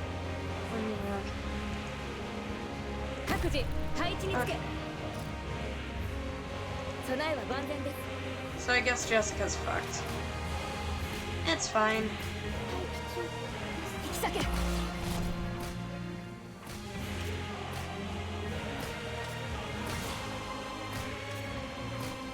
Everything is fine. Okay. Wee.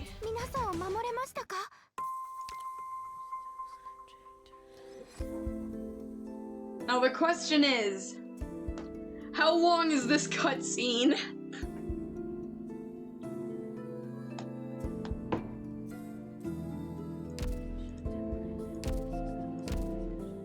Ah. Thanks, Amiya. I've been okairied.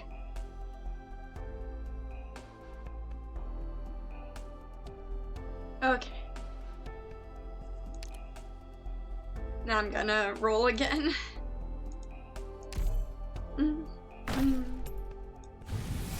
get high pop car.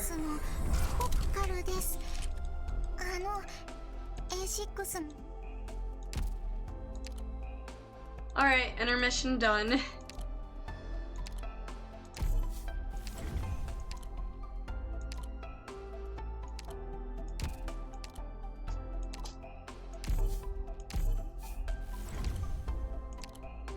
Okay.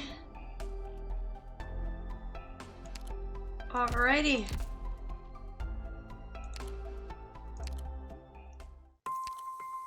Let's go! Surely everything will be fine.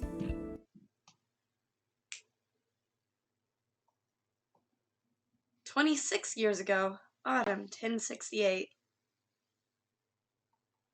Wasserland, Lathanian. How do you like this place? Peace, sorry. Like an energetic child waking from slumber, rushing out the door to enjoy the fruits of life to the fullest.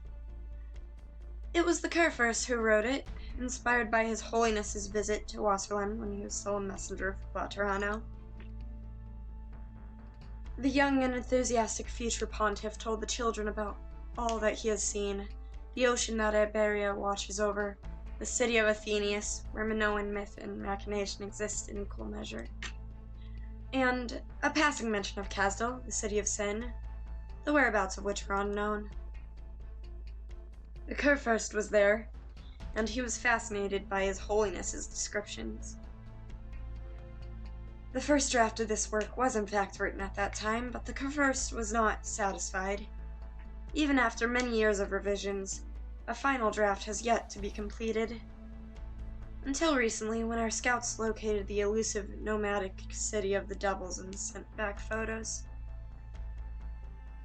Gazing upon the enormous tracks left behind by the city, the Kurfürst found the missing element in the music: ferocity. With that, the work was complete. You found Kasdal? Yes. The Kurfürst was astonished to find that the destiny of the work was intertwined with the city's. I understand the reason the Kurfürst chose to present this piece on the eve of my return to Laterano. However, unlike his predecessors, His Holiness has no intention of initiating our offensive action against the Sarkaz. He is not interested in putting the sinless on trial without cause. I'm afraid I must disappoint the Kurfürst. The city itself is of no concern to the Kurfürst. He is far more interested in His Holiness's opinion of the piece. Please send His Holiness to the Kurfürst's warmest regards.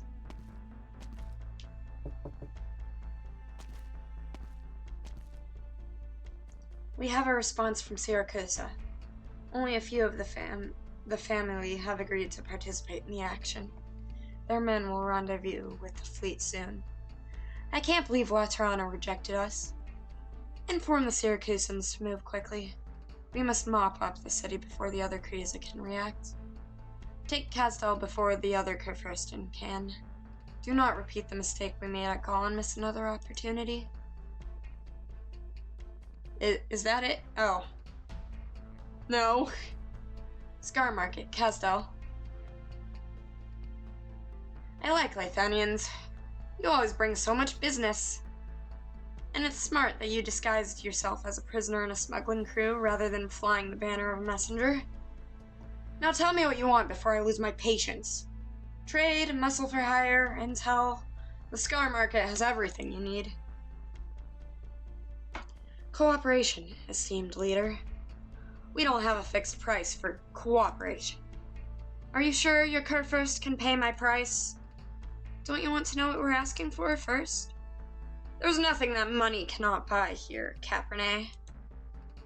What about Kasdal? Go on. The Kurfürst wants you to sabotage the city's propulsion system. Nothing else. The down payment is in the safe that you took from the caravan. The Kurfürst will discuss the rest of the payment with you in Kasdal. I admire your boldness. Let me express my good faith with a little glimpse into the future for you.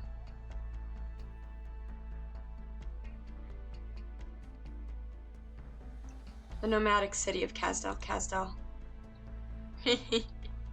Take your things and scram, Lathanian. Are you trying to poison me? These are just suppressants. You'll need them on the battlefield. The warships that surround us came from Lathanian. Outsiders like you must have led them here. I don't have an explanation. I know you're taking your son with you into battle. He could use the medicine. Keep your hands off my son! What's the commotion? Are you out of your mind?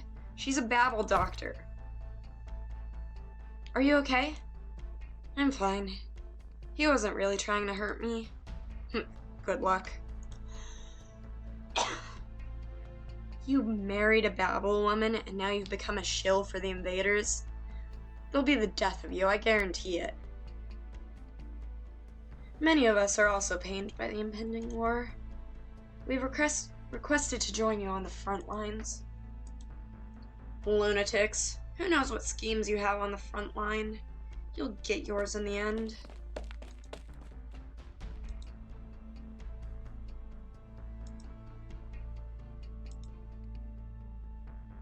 Oh, give me the medicine. I'll distribute it. They're ready to leave. Go meet up with them. I'll take care of things here. Good luck, your son. I didn't let him leave. If the Lathanians want to force us into a catastrophe, it's safer for him to be in the lower level shelters in the city. Relax, Doctor. People have made it through catastrophes in the past. Maybe we'll have, good luck.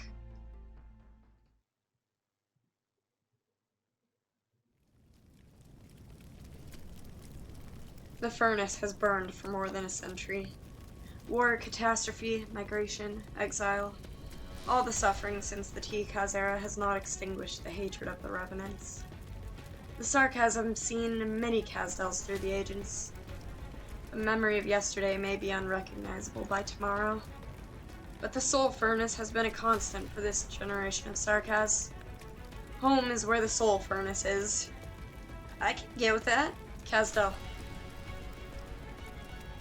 The furnace has not burned like this for many years. I can hear the cries of the Revenants even from here. Soon, this city will charge headlong into a catastrophe. All we need to do is hold out until Nez Salem's reinforcements arrive, until Kasdal once again passes through the catastrophe. They thought we would cower. They tried to assume our thoughts with their conception of common sense. It was so 170 years ago.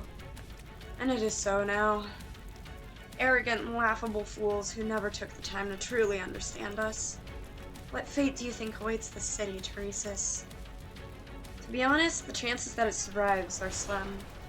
Kasdal was immobilized the last time it braved the catastrophe. It took us a decade just to get it moving at full speed again. And the forests of crystals in the mines and on the walls can never be removed, ruining years of our plans for the city. I don't know if the city can survive another ordeal like that, much less one that's even worse. Good luck rarely comes twice. I believe in this city, Teresis. Not because of luck, but because we built this city. We built this city on rock. I'm sorry, I can't. I'm sorry for that, genuinely. I am genuinely, like, interested in this story. Like, the political bullshit that the lore drops that I'm sure everyone else already had, but, like, so there's a soul furnace in the middle of the city, and the city literally moves in the sky, on the sea. Who the fuck knows?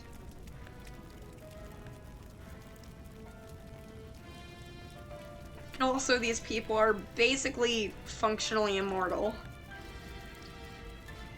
The story of this city does not end here, Your Highness. I may not be able to see its future clearly, but there is one thing I can say for sure.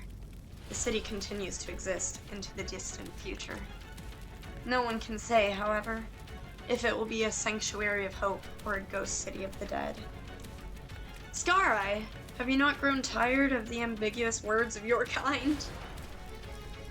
And need I remind you that no amount of mercenaries can ensure your safety in this city? There is no deceiving your highnesses, of course. Casdel's doors are open to every Sarkaz, but you'd better have a good reason to set foot in this city with your mercenaries at a time like this. I was made an offer most difficult to refuse, which obliged me to enter the city to seek an audience. What is that you're carrying? This? Something insignificant? Oh, I mean someone. The Lathanians wanted me to sabotage Casdel. I have been away from my kin for many years, but as your highness said, Casdel is the root of all Sarkaz. So, I felt that I had to deliver this Lathanian with my own hands in order to prove my innocence. What are you thinking? Exactly as I have said. What can I possibly hide before the King of Sarkaz? But if you're not interested in my gift of good faith, then I see no need to carry it with me anymore. It's heavy after all. He casually casts the bag into the furnace. Oh my god. I mean, I'd do the same thing, probably. Without a sound. A furnace is always an impressive sight, no matter how many times one sees it. Your Highness needs not pity him. He should have foreseen the risks when he approached the Scar Market.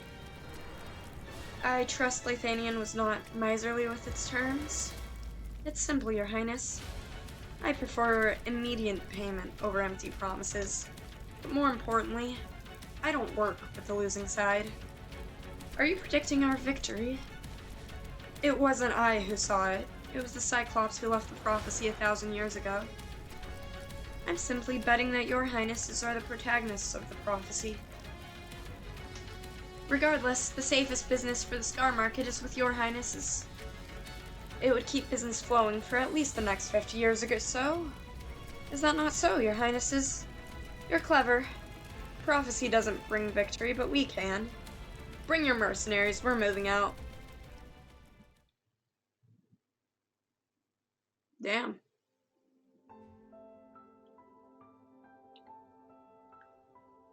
The crowd stirs.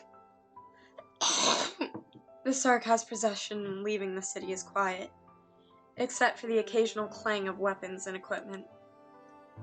Their silence is rooted in the knowledge of the fate that awaited them beyond the city's gates. They wrap banners, torn from the walls around their waists, or clutch originium, spikes chopped from the streets as makeshift weapons.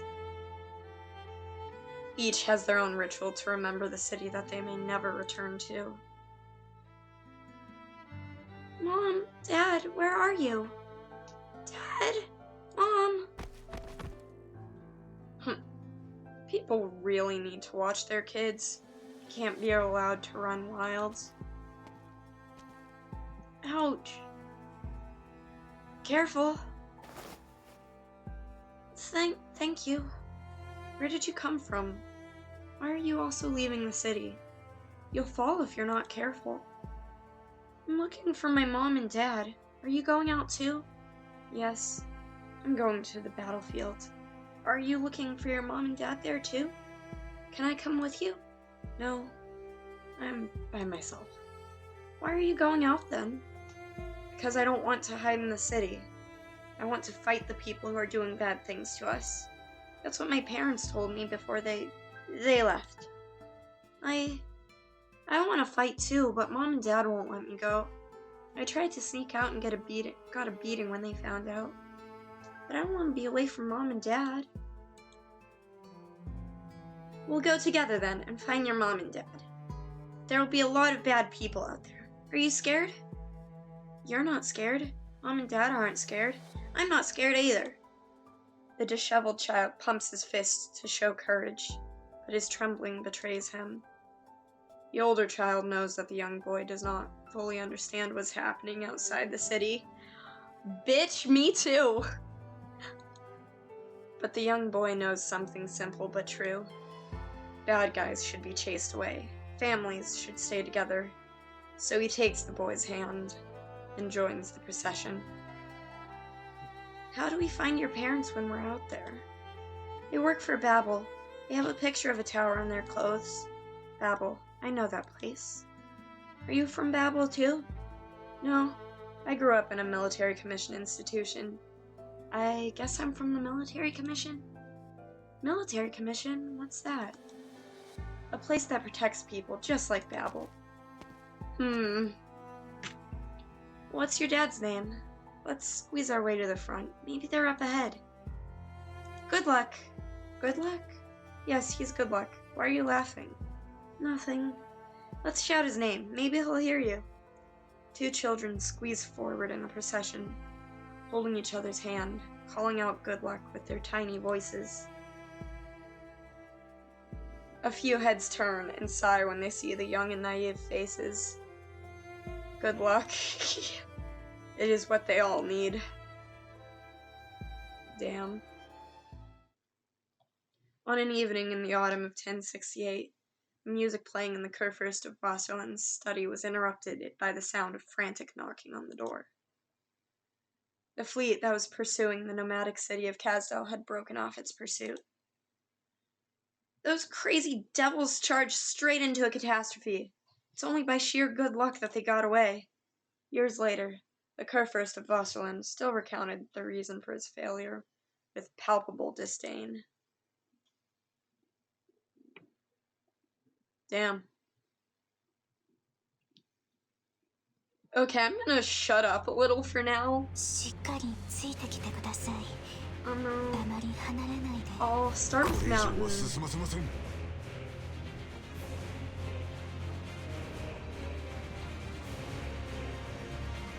And put Matterhorn next to him.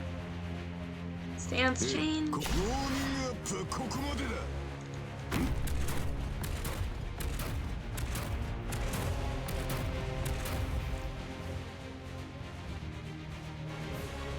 And then I'll set up a pawn C, I think.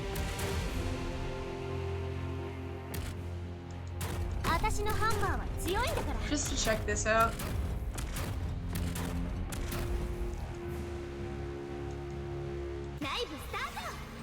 Wait, god damn it, I could have used it to heal Mountain.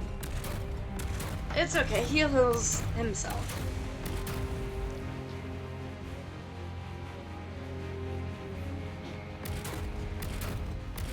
And then I'll put up a cruise.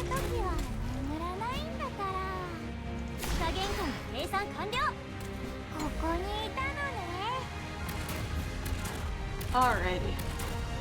Still a pretty easy stage just because I'm over leveled.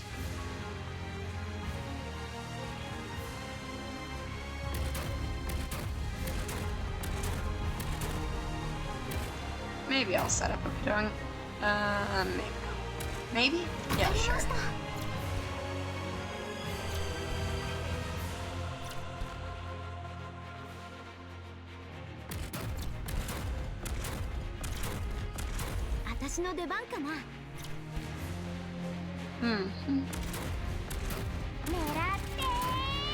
Or I can set up an Iris too.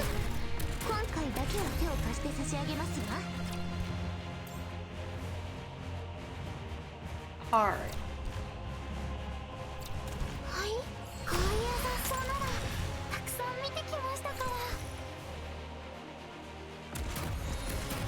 Okay.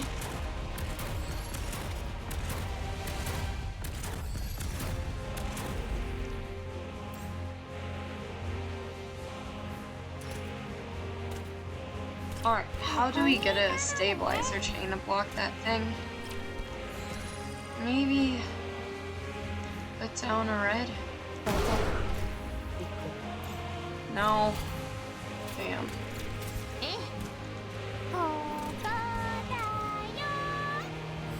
Oh, gotta wait.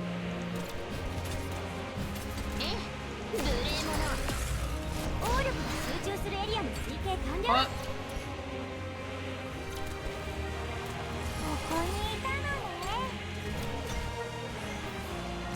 Jesus fucking Christ, the Latin choir on this shit. Wait, ice stamps changed again, fuck. Okay.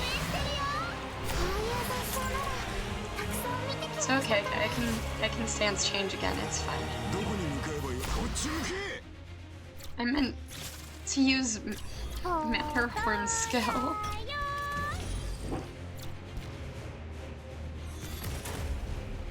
Wait, no, fuck. Okay, put more than just Matterhorn there and use the stable Z chains more. Now we're actually playing the fucking... Ah. More cutscene.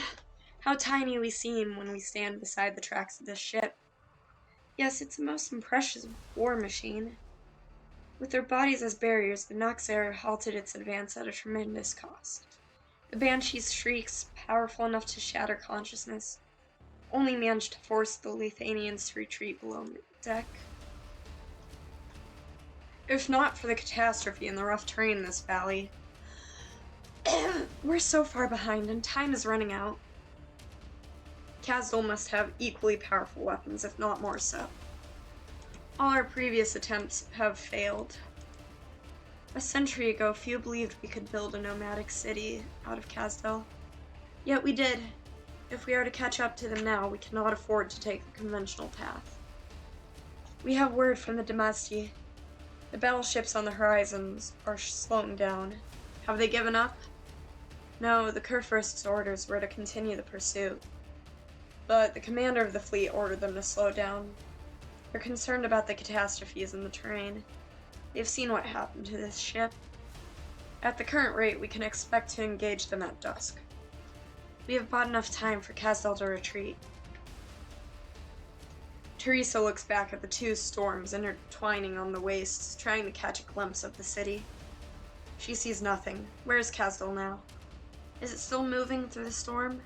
Are the people in the shelters safe? The storms are converging. Our retreat has been cut off. A battle is inevitable. Teresis? I never thought I'd see you lose focus on the battlefield. What's that? That's...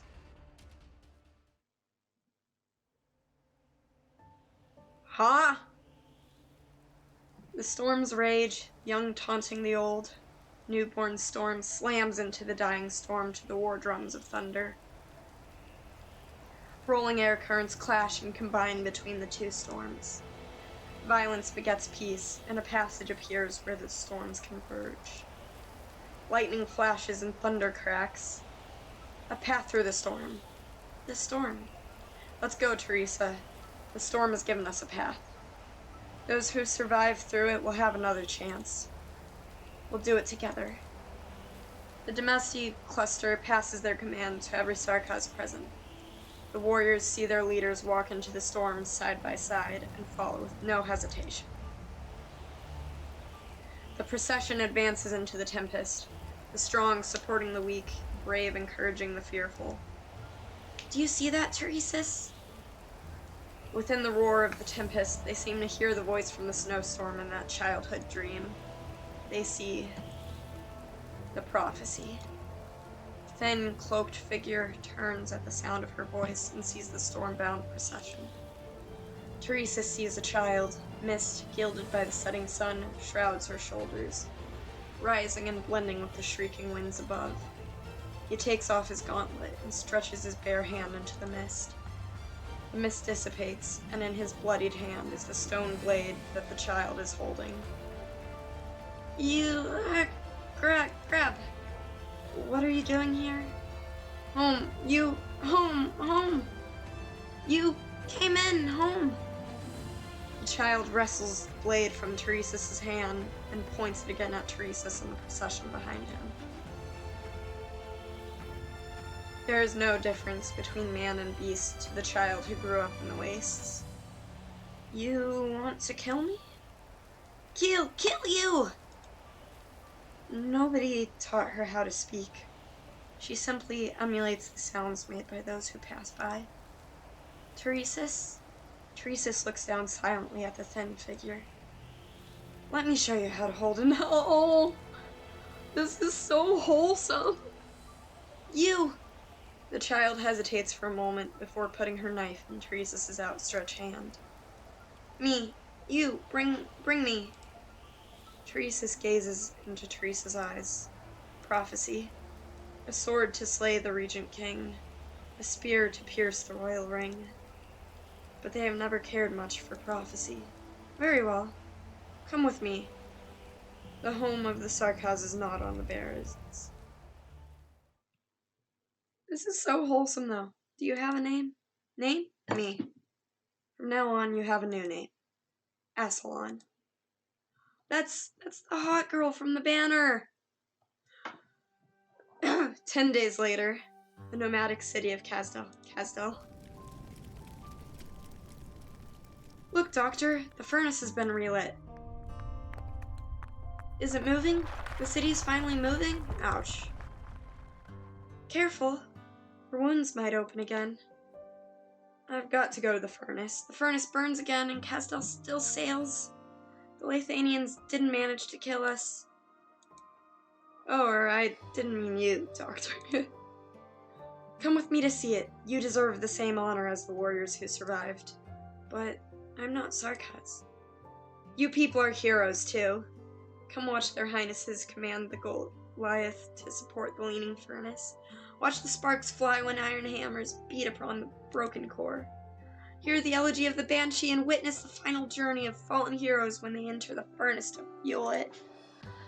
This used to be an occasion that only the Sarkaz could see. I would love to go, but there are still a lot of wounded to treat. Alright, tell you what. I'll bring back a couple bottles of booze and some fresh fruit, and well... You're not allowed to drink. And who the heck drinks in a medic tent? Come on, it's just a little flesh wound. No means no. It's your orpathy that's the problem. Not to mention you're a terrible drinker. Did you ever see me drink? Oh, that time when I was drunk and came to you with a bunch of orpathy bombs. Look, that was the only time in all these years. You know I can't afford booze. I can't stop you. Why don't you go yourself? Won't be the same without you. But I'm a Lithanian. And? Do you support those nobles who profit off war? I ran away from home because I couldn't stand them. There you have it. Wait a second. You say you ran away from home? Were you noble? No! I was kind of thinking, your equipment doesn't look like it's from Babel. Well, I won't speculate. It does nobody any good. So you can go on your own.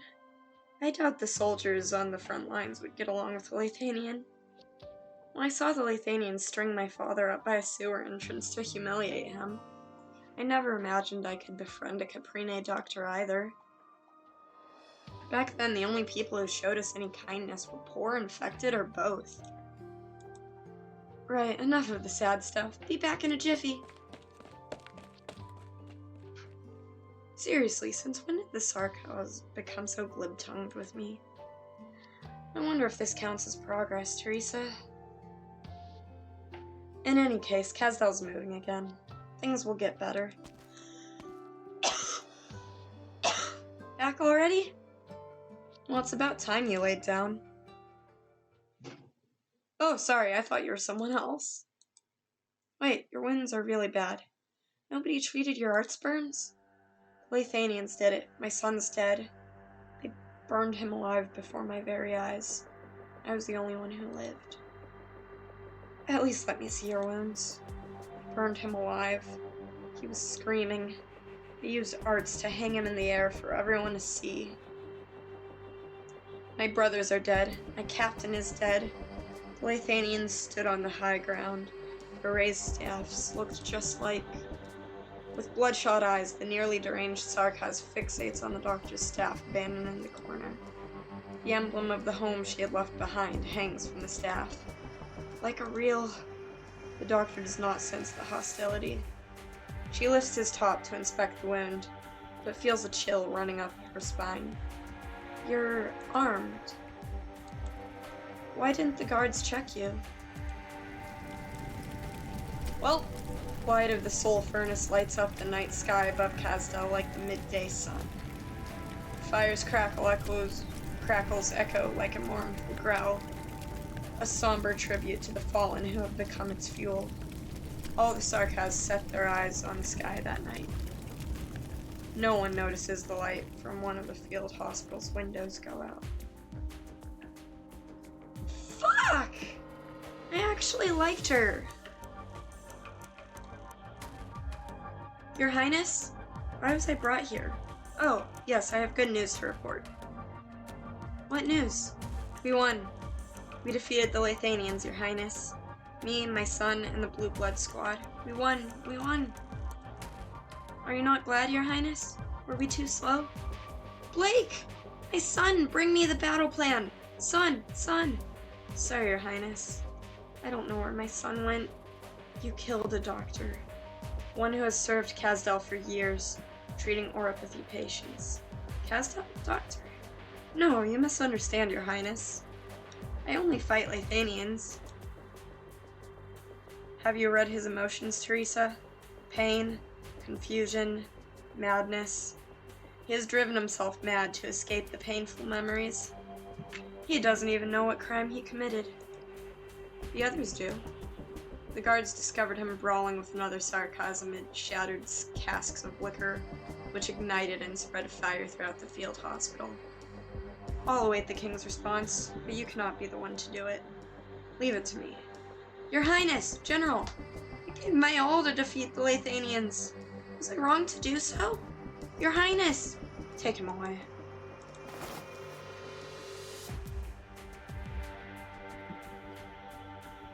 His name is Logan, given to him by his mother, who is one of the first Babel engineers. He hardly uses any arts, but the guards were hypnotized by arts. Someone is behind this. The military commission will not investigate the Sarkaz for the sake of Knight's outsider. Not after they've just been through another ordeal. Neither should Babel. We have no choice. War has just ended. Babel should withdraw from military and political affairs, at least for the time being. You know that's not what Babel is about in the first place. I do, but many don't. I will define the parameters for Babel's activities. Babel members will continue to serve Kazdel's medical, educational, and technological needs from this area. The military commission will continue to protect them, but we must make every effort to avoid conflict. There will come a day when the repressed hatred boils over, and even we will be powerless when that day comes. Kazdel is in urgent need of a change. We have to solve the Origenian problem. Soon. But even that won't solve all our problems. I know. I've always known. Aww.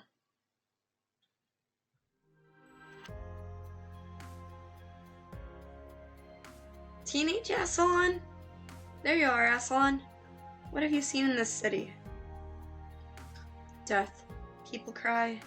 People die. Cry? Tears? Teresa stretches out his hand. A delicate stone knife lies in its palm. Knife! Keep it safe. A warrior should treasure her weapon. I will teach you how to sharpen your blade. But it's up to you to decide whom it cuts. You're too impatient, Teresa's. She's not ready to understand these things yet. She has to understand sooner or later. Maybe. But for now, what we should do is give the frightened child a little bit of peace. Do you like this city, Aslan? Compared to the armored general, Aslan does not like this Sarkaz woman crouched before her. She seems to see through all of her thoughts, leaving no secrets. The most dangerous thing in the wastes. But she cannot bring herself to be hostile to this gentle Sarkaz. No need to be afraid. You know I don't mean you any harm. Come, touch my horn. We're the same. Warm here. Warm me. Yes, warm. Hatred and killing are not the only way to solve a problem. Wait, problem? Teresa says no more. It is difficult for a girl who has known nothing but the waste to understand certain words, even with the help of the King of Sarkaz. She takes Assalan's hand. It's like the wound on your palm. Weapons can't heal it, only time and medicine can. Aw, it's okay. I've cleaned your wound. You'll need to take care of it. Be patient. One day you'll wake up and find that it doesn't hurt anymore. Yeah. Aww.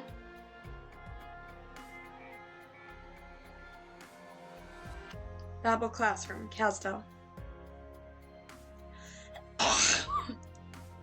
No one here. We'll wait a little longer. It's not lesson time yet. They'll come. Look, it's Teresa's. Casualty report from the military commission. There are many children, most of them students. The ones that lived, their parents are no longer willing to let the outsiders of Babel teach them. Plus, if memory serves, many of Babel's teachers have already left out of fear. You're troubling yourself too much with trivial matters, Teresa. You need to rest. We still have to. I want to wait a little longer, Teresa's. Very well. He does not leave. The classroom is eerily quiet. Teresa closes her eyes and recalls the students who used to fill the classroom. They said we can get potatoes for coming to school. I didn't understand that one, Your Highness. Do you have any simple stories? You said you went to the outside with mercenaries when you were our age? There's a sea between Sargon and Iberia? What's a boat? Why can't we go up on deck? Why would we throw up? Lithanian spires? Are they like our furnace? People who are nice to us, but Dad says there's no foreigners like that. But the teachers here are nice to us. Students come and go, but she always managed to get them to return. But this time, no one came. Oh? General Teresa's, Your Highness, You! The hilt of a stone knife hits the boy in the chest. Although unable to break free, the boy strains to look up at the tall, gaunt girl who has him pinned. I saw General Teresa's come this way. I just wanted to... Teresa, Your Highness. You're here too. This classroom. Are you teaching? Put down the knife, Aslan. Your Highness. You were looking for me? Yes, I came to seek an answer for the children who lost their parents. I know the military commission will take care of them as it took care of me. But will this change anything? What if another war comes? I want to change things, but I don't know what I can change or what I should change. The two rulers gaze upon the fearless child, each arriving at their own answer inside. What's your name? Manfred. Fuck! Okay. Dad, we've been standing at the door forever. Why can't we go in? Mommy's hurt very badly. She needs some quiet to rest. We shouldn't bother her. But I miss Mom. Daddy misses her too, but not now. We'll go home together once I come back. Where are you going, Dad? I have to leave the city for a bit to make the people who hurt Mommy pay. Stay here with Mommy and wait for Daddy. Can you stay, Daddy? We'll figure out a way to make Mommy better, I promise. Do you like Mommy's name? Ada. Yes, it sounds very nice. It's your name now, but I'll teach you to fight the bad guys with Mommy's weapon once I get back. Oh! Oh. Oh. Oh. Oh. It's that tradition. Okay, I'll beat up the bad guys who hurt Mommy. But will beating up the bad guys make her feel better? You'll understand someday, Ada. I'll be back. Wait for me. Good luck turns around towards the crystal-infested city wall. The only thing left that ties him to this city is Ada. Ada and Ada. Oh. Oh. Fuck! I'm crying, you're crying.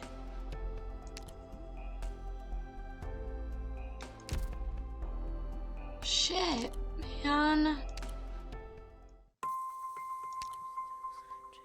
Okay, let's try the actual event stage again. Okay. I'm gonna start with mountain here.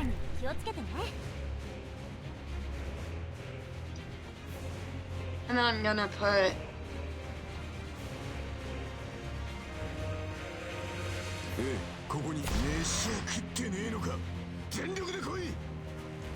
Matterhorn here.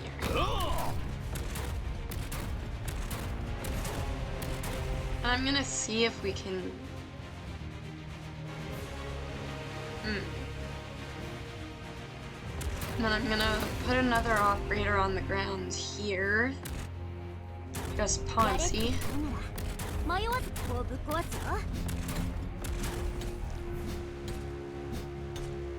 And then...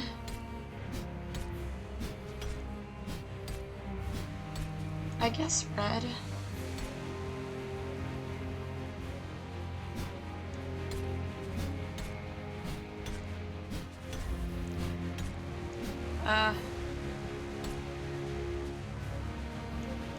Fuck it.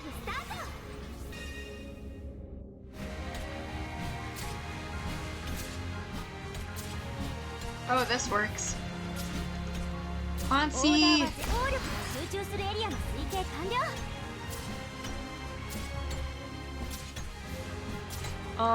Fuck, I'll put red here.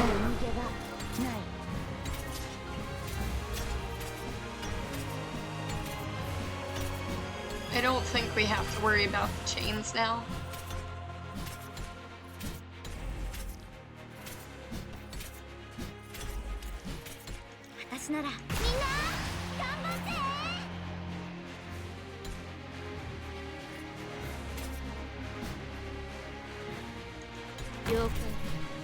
And a whispering here.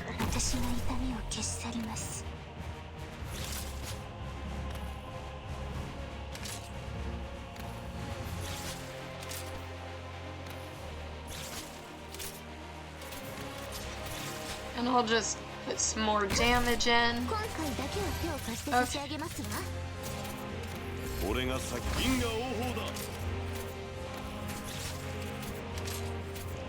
Alright, we'll get that third ping.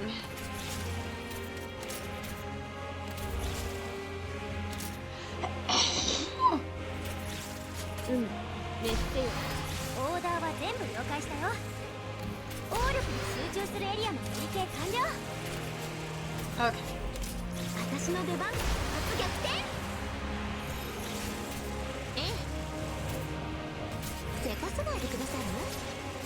Is this guy not within our range? Damn, okay.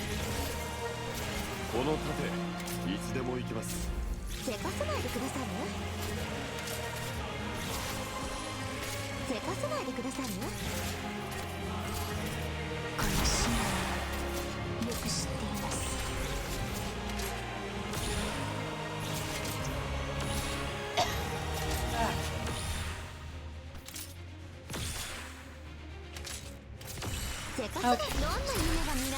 There we go. Yeah, I'm just gonna speed things up now. Who died? It's fine. Whee! Okay. Yo! That is probably gonna be streaming though. Damn, that's a lot of drops.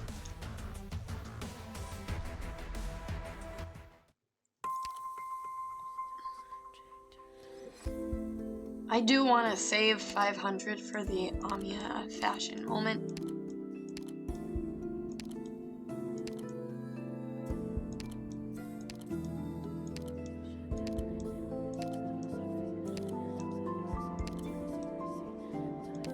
Yeah.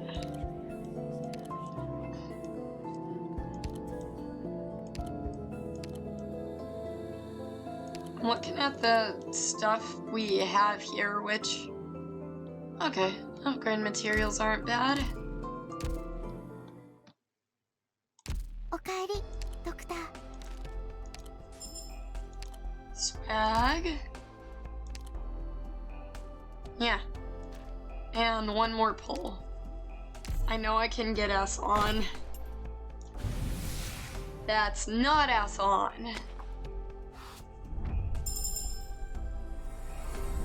グムっていうの、君がドクターだね。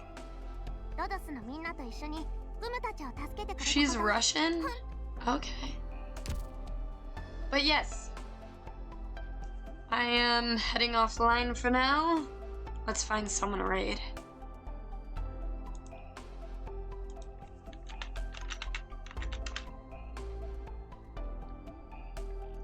Let's see, let's see.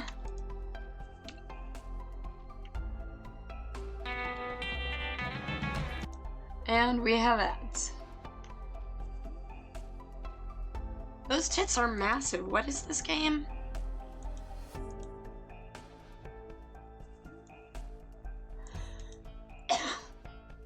Oh, survival horror. Sure, I'll raid them. Everyone be nice.